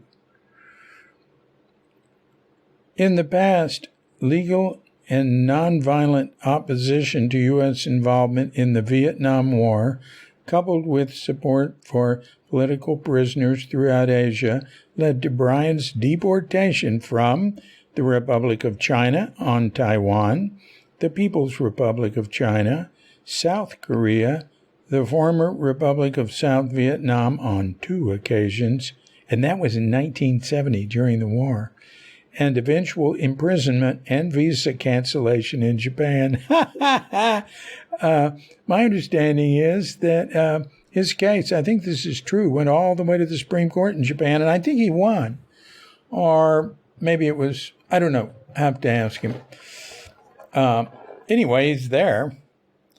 They were trying to get rid of him. That guy, man, take that guy on. At present, Brian is a senior research fellow at the Oxford Center for Buddhist Studies, a recognized independent center of the University of Oxford. He is not affiliated with any Zen group in the West. I said that when I came to Zen Center in 1966, that he was already a legend. Well, the people in Zen Center who'd been at Eiheiji talked about it. Graham Petchy, Philip Wilson, Gene Ross. I remember either maybe seeing a picture of him in Japan Times or something. He was associated with, the radical students who were demonstrating against the government rather strongly. And I think that's what his attempt to deport him was. Anyway, he was, for many years, quite an activist, as you can see. And he continues being an activist in the realm of the pen is mightier than the sword. When I worked on Crooked Cucumber, Brian was teaching in Auckland, New Zealand, and I sent him everything I had on the war and after the war, his whole specialty, because Zen at War had already come out, and I'd already read it. A lot of people in Zen Center had read it. Shocked. What? I thought Zen was in Buddhism, they were all pacifists. Anyway, he was coming to America. So I arranged for him to come stay with Elon and me in Sebastopol, and he gave a talk at John Tarrant's group. I talk about that in the podcast, The Phone Chat with Kaz Tanahashi and Fred Harriman. But it was an incredible talk. He dressed up like a particular Japanese army officer and gave the Imperial Buddhism speech, or a Imperial Buddhism speech that encapsulated the way of looking at it with the Emperor of Japan above Buddha and stuff like that, and glorifying war, etc. All right. He's listened to a couple of the podcasts. He listened to the one about the war and the one about the occupation, his specialties. And he wrote me, an email after each one with some comments. I'm going to read those. Okay. From Brian Victoria. As promised, I began listening to your podcasts last night. You won't be surprised to learn that the first one I chose concerned Shunryu's war years. Let me say, I very much admire the determination you have brought to this issue. Good job, Dharma brother. Wow, that means a lot to me. You will recall that as far as this issue is concerned, I only got as far as a telephone conversation with Hoitsu, who told me, I don't know where people are getting this information about my father's opposition to World War II. My family supported the war like everyone else in Japan. Of course, you and I know it was a claim made by Richard Baker. Well, yeah, it was, Americans trying to understand what he'd said in terms of the way Americans do things, not in terms of the way things could be done in Japan during the war, which was extremely subtly. You, however, make a very valid point that Hoitsu was too young at the time to have much of a memory of that period, let alone his father's thinking about the war. Thanks to your investigations, it appears that Hoitsu himself learned more about his father's more nuanced feelings about the war, as reflected in Shunryu's wartime conversations with the people you quoted. Let me also add that I very much liked your positive but generally neglected evaluation of Russia's contribution to defeating the Nazis, a very important point for Americans to be made aware of. Well, I also made the point of how important Russia was in Japan surrendering, something that is just virtually unknown to Americans. As for Shunryu's war record, it is, I think, also important to consider these questions. First, I personally have no doubt that a knowledgeable person like Shunryu, who was literate in English, was opposed to war with the U.S. After all, as I point out in my recent book, Konoe Fumimaro, the Prime Minister of Japan up until a few months before Pearl Harbor, was also opposed to war with the U.S. Why? Because government studies he commissioned predicted Japan's defeat even before the war began. There were, in fact, many Japanese, including D.T. Suzuki, who were opposed to war with the U.S. because they knew Japan was bound to lose to a much, much stronger U.S. Thus, one of the important questions to ask about Shunryu is what his position was when Japan began its full-scale invasion of China proper in July 1937, or his attitude when Japan created the puppet state of Manchukuo in 1932, or militarily took over Manchuria in 1931. Also, what did he think about Japan's colonization of Korea and Taiwan? In this connection, it is also important to note, as you do, that Shunryu was willing to build a branch temple in colonized Manchuria, something that suggested he did not object to Japanese colonial efforts. Shunryu would never have garnered outside support for his efforts if he was known to be opposed to the war effort. The question is, was Shunryu being opportunistic? I find, David, too many Western Buddhists try to defend D.T. Suzuki as a peace-loving Zen Buddhist because of his muted opposition to war with the U.S., but not China and Korea. Please read the following essay by D.T. Suzuki entitled A Buddhist View of War, written in English, especially the concluding paragraph, to find out what Suzuki really thought about the relationship of Buddhism to war.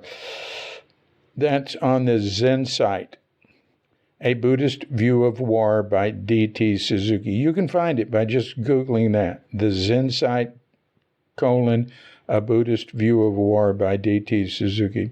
Yeah, I wasn't particularly pleased reading that, but, good Lord. It was just too philosophical for me. God. But, he was an older Japanese, and he was a scholar, and good Lord, he wrote like 50 books in English and 50 in Japanese, and a lot of lofty thoughts. I think when it gets to war, I think it's best to stick to the down-to-earth. War, what's it good for? Nothing. As for Shunryu, I suggest that until we can answer these questions about his earlier attitude toward Japanese aggression, we can't really say where he stood, especially as a Buddhist. Well, I'd like to say that he just spoke to us rather vaguely about those things, but he did talk about how before the war he talked to his parishioners and to people about trying to calm things down. I think he was an internationalist. But he was quiet and overwhelmed by history. So you could never satisfy Brian's qualifications for being a peace-loving Buddhist. I have no doubts he was not pleased with Japan sending soldiers over to China and Korea. He wasn't interested in that type of thing. He didn't like it. But he was also maybe a bit of a fatalist. He said, well, there'll always be war. Not something I agree with. There can't always be war. Now, I think the human race is committing suicide and is quite likely not to exist much longer, but it doesn't have to be that way. We can still turn it around, but there's so many ways in which we're doing that. But if we do survive the incredibly threatening period we're in, we will have to get beyond war with the technology we've got. And I think it's possible and doable. And I think, the way I see it, there's just infinite worlds and infinite things happening. And I would imagine it's a rather low percentage of intelligent life that gets to the sort of technological development we have and that survive. But I would think there would be a percentage that survive. All right. So anyway, but that's all, we're never going to know more. You certainly can't prove it. Additionally, it is important to realize that the Soto Zen sect headquarters would never have asked Shunryu to take an important national post with the sect if there had been the slightest suspicion that he was opposed to the war effort. That said, it is significant that Shunryu resigned from this position shortly after agreeing to assume the post. His resignation does indeed suggest his personal, private opposition to the war effort. Good for him, especially when one considers the unanimous fanatical support of the war effort on the part of both Soto and Rinzai Zen sect leaders and alleged Zen masters. Yeah, he just wasn't an activist. His neighbors said everybody knows he's a pacifist. I've heard people say it in America, well, maybe he was temperamentally, but, it's hard to nail him as any sort of ist or ism, even Buddhism. Of course, he was a Buddhist teacher, but he didn't like for his to be tied to anything. But, he didn't like to be attached to anything, but he also wasn't morally relativistic to the point of he thought that morality was natural, that good morality was natural, and he believed it would naturally arise out of practice and zazen. That's a very optimistic point of view, but especially when you look at the history of Japan. But anyways, enough of that. And then he goes on to talk about Yamamoto Genpo and Soka Gakkai. Genpo, I mentioned Genpo. He was the master of Ryu Takaji. Well, I'll go on and read it. He was the master of Ryu Takaji near Rinsoin and Soin Nakagawa's teacher, and the one who he was generally considered, as what I said, as the greatest Rinzai Zen master of his time. And Brian concurs with that. Also, he was said to have been, toward the end of the war, giving the royal family, and I've heard the emperor too, some ways of thinking about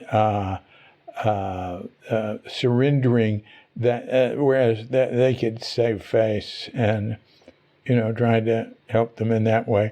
But anyway, Brian says, as for Yamamoto Genpo, please read his statement of support for Inoue and his terrorist band on page 121-22 of my new book, which is called Zen Terror. And it deals with Genpo and a man who studied with him, who was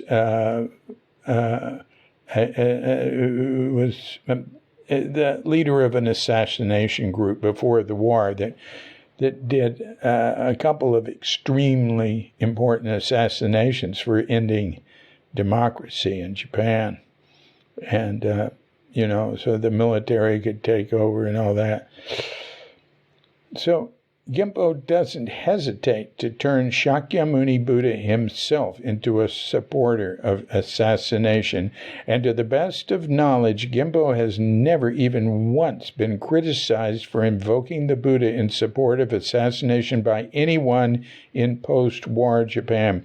As you know, David, in Japanese Zen circles, you cannot openly criticize a Zen master by name.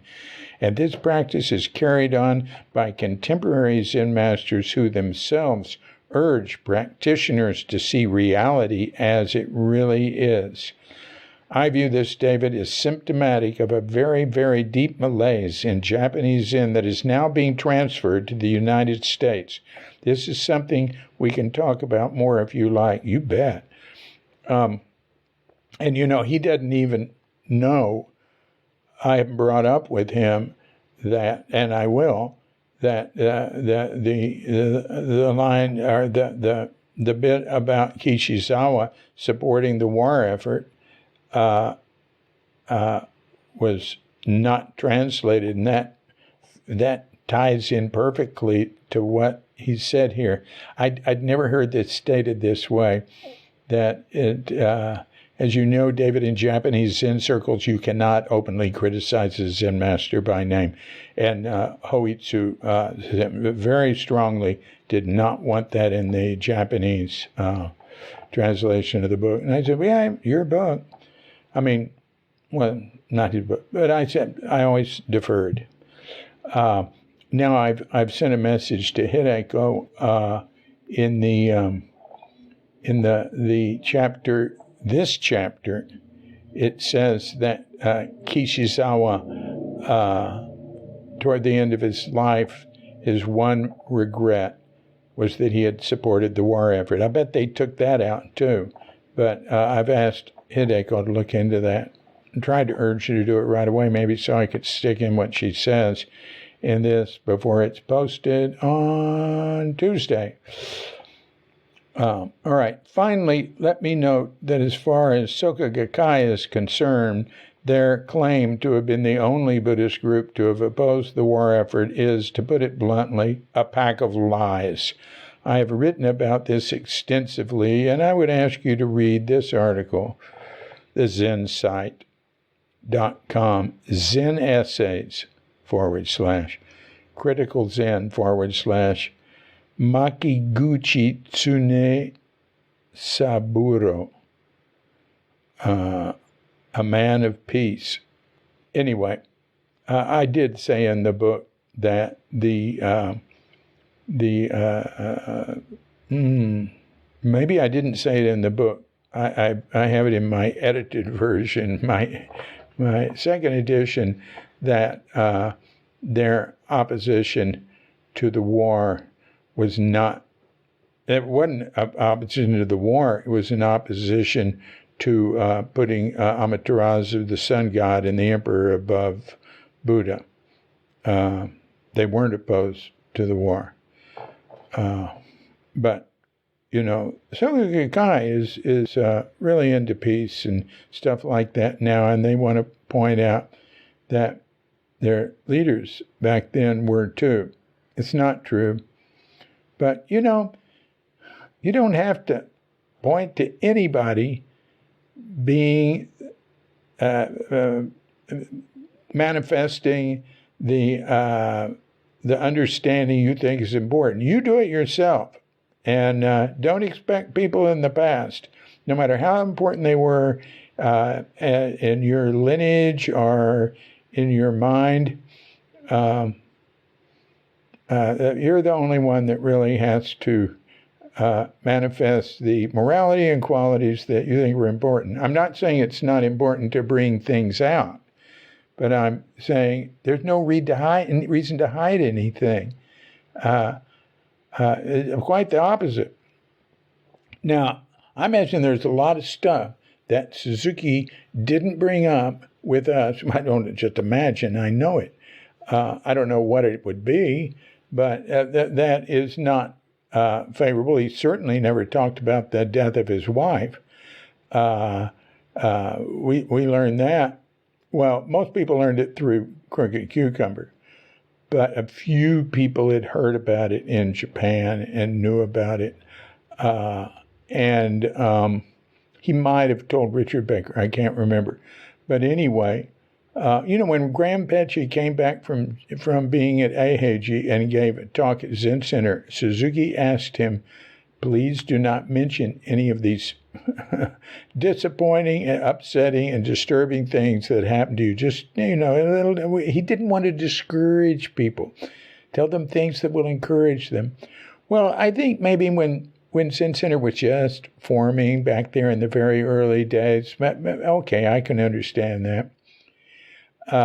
But certainly I do not agree with that approach. That's generally the approach of writing about writing about religion is you idealize and glorify the saints of old and the role models and the teachers, and you leave out anything that might contradict that or discourage you. I feel the opposite. I think tearing down the idols, being an iconoclast, is good to an extent. Now, I do not believe in actually smashing idols, as a lot of people have done throughout history. And I do not believe in tearing down Confederate statues or this or that too quickly. I think history should be preserved, but maybe you don't want them in the wrong places. You want them somewhere. We don't want to be part of the cancel culture. All right. So he says, one additional point about your war years material, this was another email, is that the Chukon no Hi, now that's the memorial at the very end of the war chapter. There's this memorial for Japanese soldiers that the people in the village wanted to bury or destroy, get rid of. And he said, well, these are our young men who died, and we should honor them. So he had it moved to Rinsoin. Well, listen to what Brian says. And you can see here the way Brian looks at it. One additional point about your war years material is that the Chukon no Hi represents much more than just a memorial to war dead, as the Japanese language Wikipedia entry indicates. And he gives me all the characters. It's way too late for me for that. Its meaning is to praise the loyalty of dead soldiers to the emperor. For that reason, the U.S. occupation required the many thousands of these memorials throughout Japan to be removed, although some few escaped destruction. This is why the villagers thought it ought to be destroyed. What did it mean for Shunryu to preserve it? Well, I can totally understand him wanting to preserve it. I think to him, the way I see it is like the way, say, people in America say thank you for your service to soldiers. I think that's overdone. I think it's over. I've talked to soldiers who don't want too much of that. Good Lord, it's embarrassing.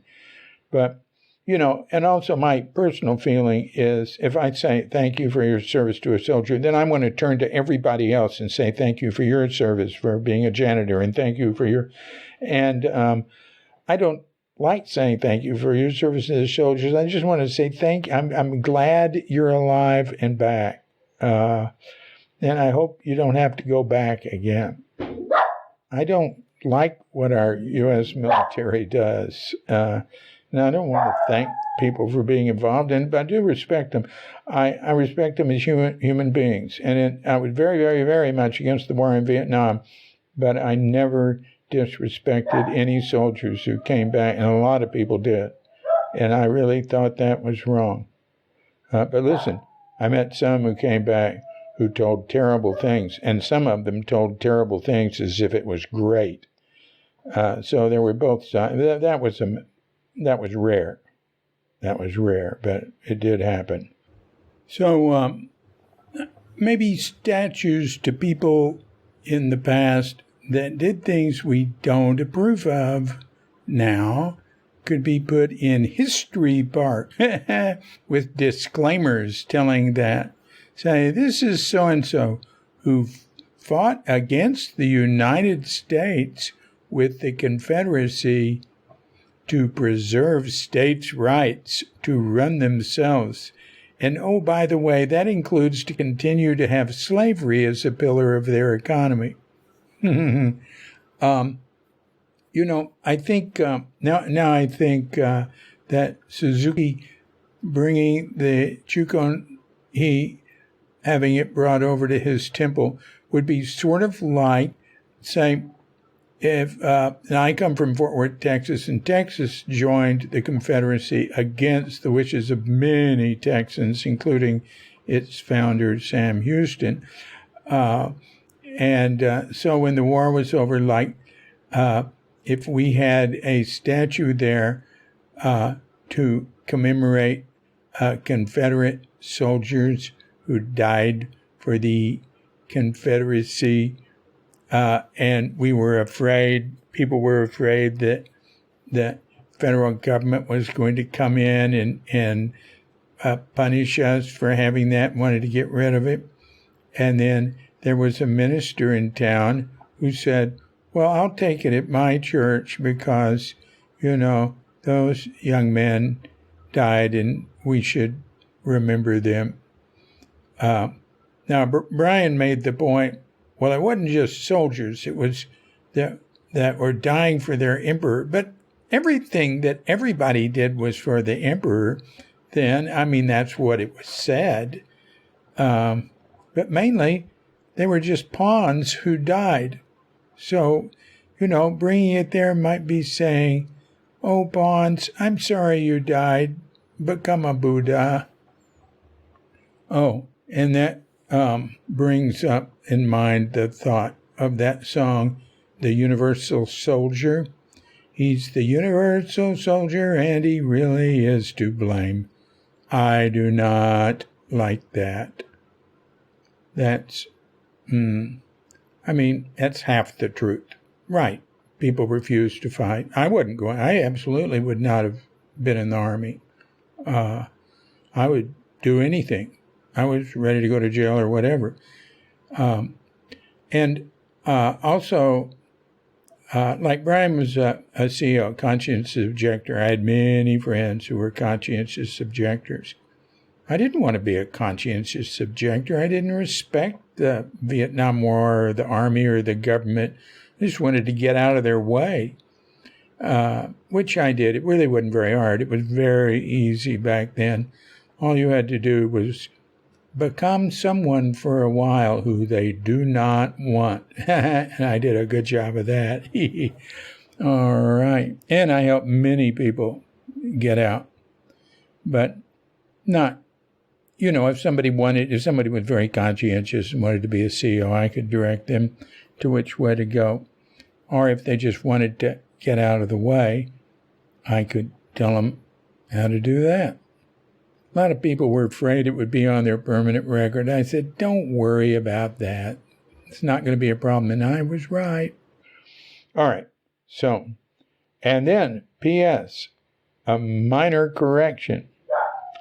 The city of Changchun, renamed Sinking, Chinese, pinyin. Oh, God, then he has all these notes on it. Was the capital of Japan's puppet state of Manchukuo, not Harbin. See the Wikipedia entry for Manchukuo for a good discussion of this puppet state. So I'd said that Harbin was the capital. I got to change that for sure. And I got to make that an errata. There's so many notes. I can't keep up. I need more help. Note, too, that it is not accurate to distinguish the ethnic group of Manchurians from Chinese, since the Manchurians had been part of and even ruled the Chinese state for centuries, i.e., the Manchurians were one ethnic group among many others composing the Chinese state. That said, the Han ethnic group formed the great majority of those ethnic groups living in China, and in fact were also the most numerous ethnic group living in Manchuria, outnumbering the Manchurian ethnic group, according to Wikipedia. I tell you, Wikipedia is amazing. So that was his comments on the war chapter. Now, here's his comments on the occupation. This is chapter 7, right? Once again, I enjoyed listening to your recitation on Shunryu and the occupation period. very impressed with the level of detail! Exclamation point. However, as always, the devil is in the details, so let me share what I know. 1. The term Ryukyu refers to all of the islands in what was once an independent country with its own king. Okinawa is the largest island in the Ryukyu chain of islands. So I had said Ryukyu was a name for Okinawa. In the initial In the initial stages of the occupation, it is true there were relatively few rapes of Japanese women by the U.S. military. This was primarily due to the existence of Japanese government-created legal brothels. However, later, occupation authorities decided to put these brothels off limits, and the raping began, which has not ended on Okinawa to this day. That's right. I can tell you that when I lived there, and even not living there, you can get it in the papers, there'll be a rape man, and people will just be, it'd be like in America, the Black Lives Matter. They'll be out protesting, get rid of these soldiers. And I've been there, man. I've been there. I was near one of those Marine bases on this famous bridge. God, what's that thing called? South of Okayama. That's sort of, oh, well, it doesn't matter. Anyway, Elin and I were there walking near the bridge, and there were all these people having picnics by the water, and a lot of them were U.S. servicemen, and there were Marine MPs walking up and down, making sure that American soldiers behaved themselves. They weren't there to deal with Japanese for sure. Anyway, it was really bizarre seeing big old American Marine MPs walking, along that very beautiful site with that famous, I'll get the name of it and stick it in here. The Kintai Bridge is an historical wooden arch bridge in the city of Iwakuni in Yamaguchi Prefecture, Japan. The bridge was built in 1673, spanning the Nishiki River in a series of 5 wooden arches. Yes, it's really neat. It's unique. I have translated a hard-hitting novel about this latter era entitled Maria, the Deserted. The novel is based on the diaries of some of the women who were raped and ended up as GI mistresses and prostitutes. However, the events the novel records are so unbelievably ugly that no American publisher has been willing to publish it for fear of being labeled anti-American. So much for freedom of the press. If ever you would like to ruin your day by exploring what degradation we humans, both U.S. and Japanese women and men, are capable of, I would be happy to send you a copy. Let me know. Wow. Yes, it is true that many Japanese still alive today are grateful for the powdered milk, etc., that the U.S. sent to the starving nation. There was certainly a humanitarian impulse to it. But as far as the occupation authorities were concerned, there was fear of a left-wing communist revolution in Japan if aid wasn't provided.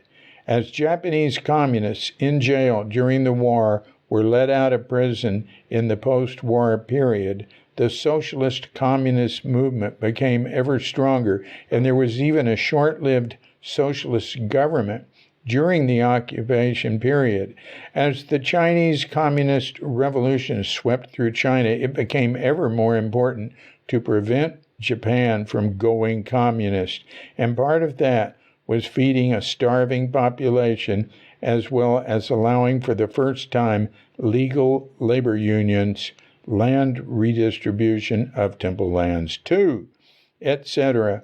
In short, there was a great deal of national self-interest involved in the soft power aspect of occupation policies, though there was, of course, an element of altruism as well. One important point to note in this connection is that Japan was not as poor as it is generally believed in the West. I wrote about this on page 150 and 151 of Zen Terror. Please take a look. I've got that now, so I will. And I wrote, Brian, also about Japan not being so poor. I remember early in the book Yakuza by Kaplan and Dubrow, they said that a good deal of Japan's industry, etc., had survived the war. Yeah, I mean, immediately after the war, the occupation forces, surveyed what capabilities Japan has, and were very surprised to see how much had survived the bombing. And Brian writes back, exactly, the Zaibatsu leaders were still rich then and now. Please take a look at pages 150, 151. Cheers, Brian. I want to say one other thing on that. The United States, I'm sure Brian can tell 1,000 times more than I know about this, but my understanding is that and a lot of that comes from that book, Yakuza, great book. And Yakuza is the Japanese mafia. Everybody knows that. Is that that after the war, the United States saw that some of the war criminals got out of jail, and there was a certain amount of free rein given to Yakuza war criminals, right-wingers, to make sure the communists didn't take over, that it didn't become a communist socialist country. I mean, my impression was he sort of says it there now. The Zaibatsu leaders were still rich then and now, but Zaibatsu is I think that's more like business leaders. No, it's more like the big conglomerates, big industrial and business conglomerates. My impression was a lot of the dudes that had gotten the war, had helped push Japan into war, were still in power after it, and that there was a continuum. At that point, though, it wasn't the fanatic army people who wanted everybody to die rather than give in. It was more practical people that realized they had to take another tack. Okay, that's it. That's the end of my comments on Chapter 8 of Crooked Cucumber, Family and Death. And, well, all of these comments are on Chapter 7 and 6. And maybe when I redo comments on Crooked Cucumber, I have to put things in their proper place. But anyway, hire an intern, get an intern to put things in their proper place. There's too much for me. Okay. Hey, thanks a lot.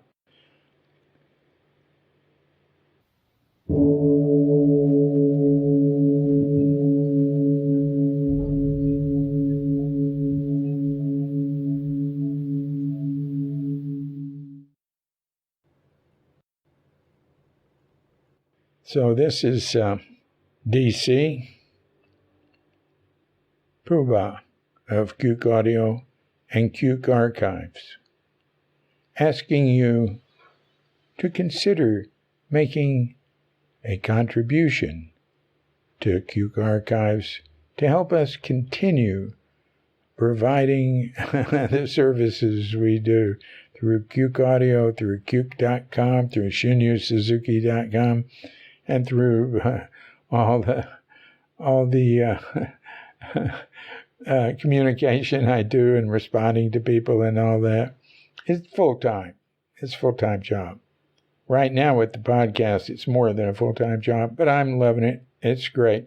Anyway, if you're so interested or so moved, you can go to cuke.com, cuke.com, and on the homepage, up near the top, there's a donate link, and one near the bottom, and there's one on the Cuke Audio Podbean page. Bang, they take you to the donate page. One thing I want to put on that donate page that I haven't done is, every once in a while somebody says, well, I don't want to give money to the Pacific Zen Institute. I want to give it to you. That's my fiscal sponsor. Now, Cuke Archives is certainly nonprofit, but they're an official government IRS recognized nonprofit, so a donation through them to Cuke Archives assures one can deduct it from their income taxes. And what a beautiful fiscal sponsor they are. Pacific Zen Institute, founded by John Tarrant, located in Santa Rosa. But there's more than that to it. Hey, maybe I'll get some of the PZI teachers on a podcast later. And John and David. Oh, that'd be great. All right. But they don't take anything. Hey, you find a fiscal sponsor that doesn't take anything. They don't exist. PCI, it's it. No, I'm sure there are people that have special beneficial relationships like that. Now, my other fiscal sponsor are the Cuke Archives' other fiscal sponsor that is only used when someone can't give for one reason or another to a religious organization is the Institute for Historical Studies, located in Berkeley. And they've been a fiscal sponsor of Cuke Archives for, like 20 years. Wonderful group. And they take a measly 5%. Okay. So, signing off here with Doggett Bandita and Feline Cuchita, but without dear Katrinka, who is stuck in America with some grandkids in a nice place and can take walks outside. So, but anyway, we need her here. And I'm wishing you and yours and all of us a grand awakening.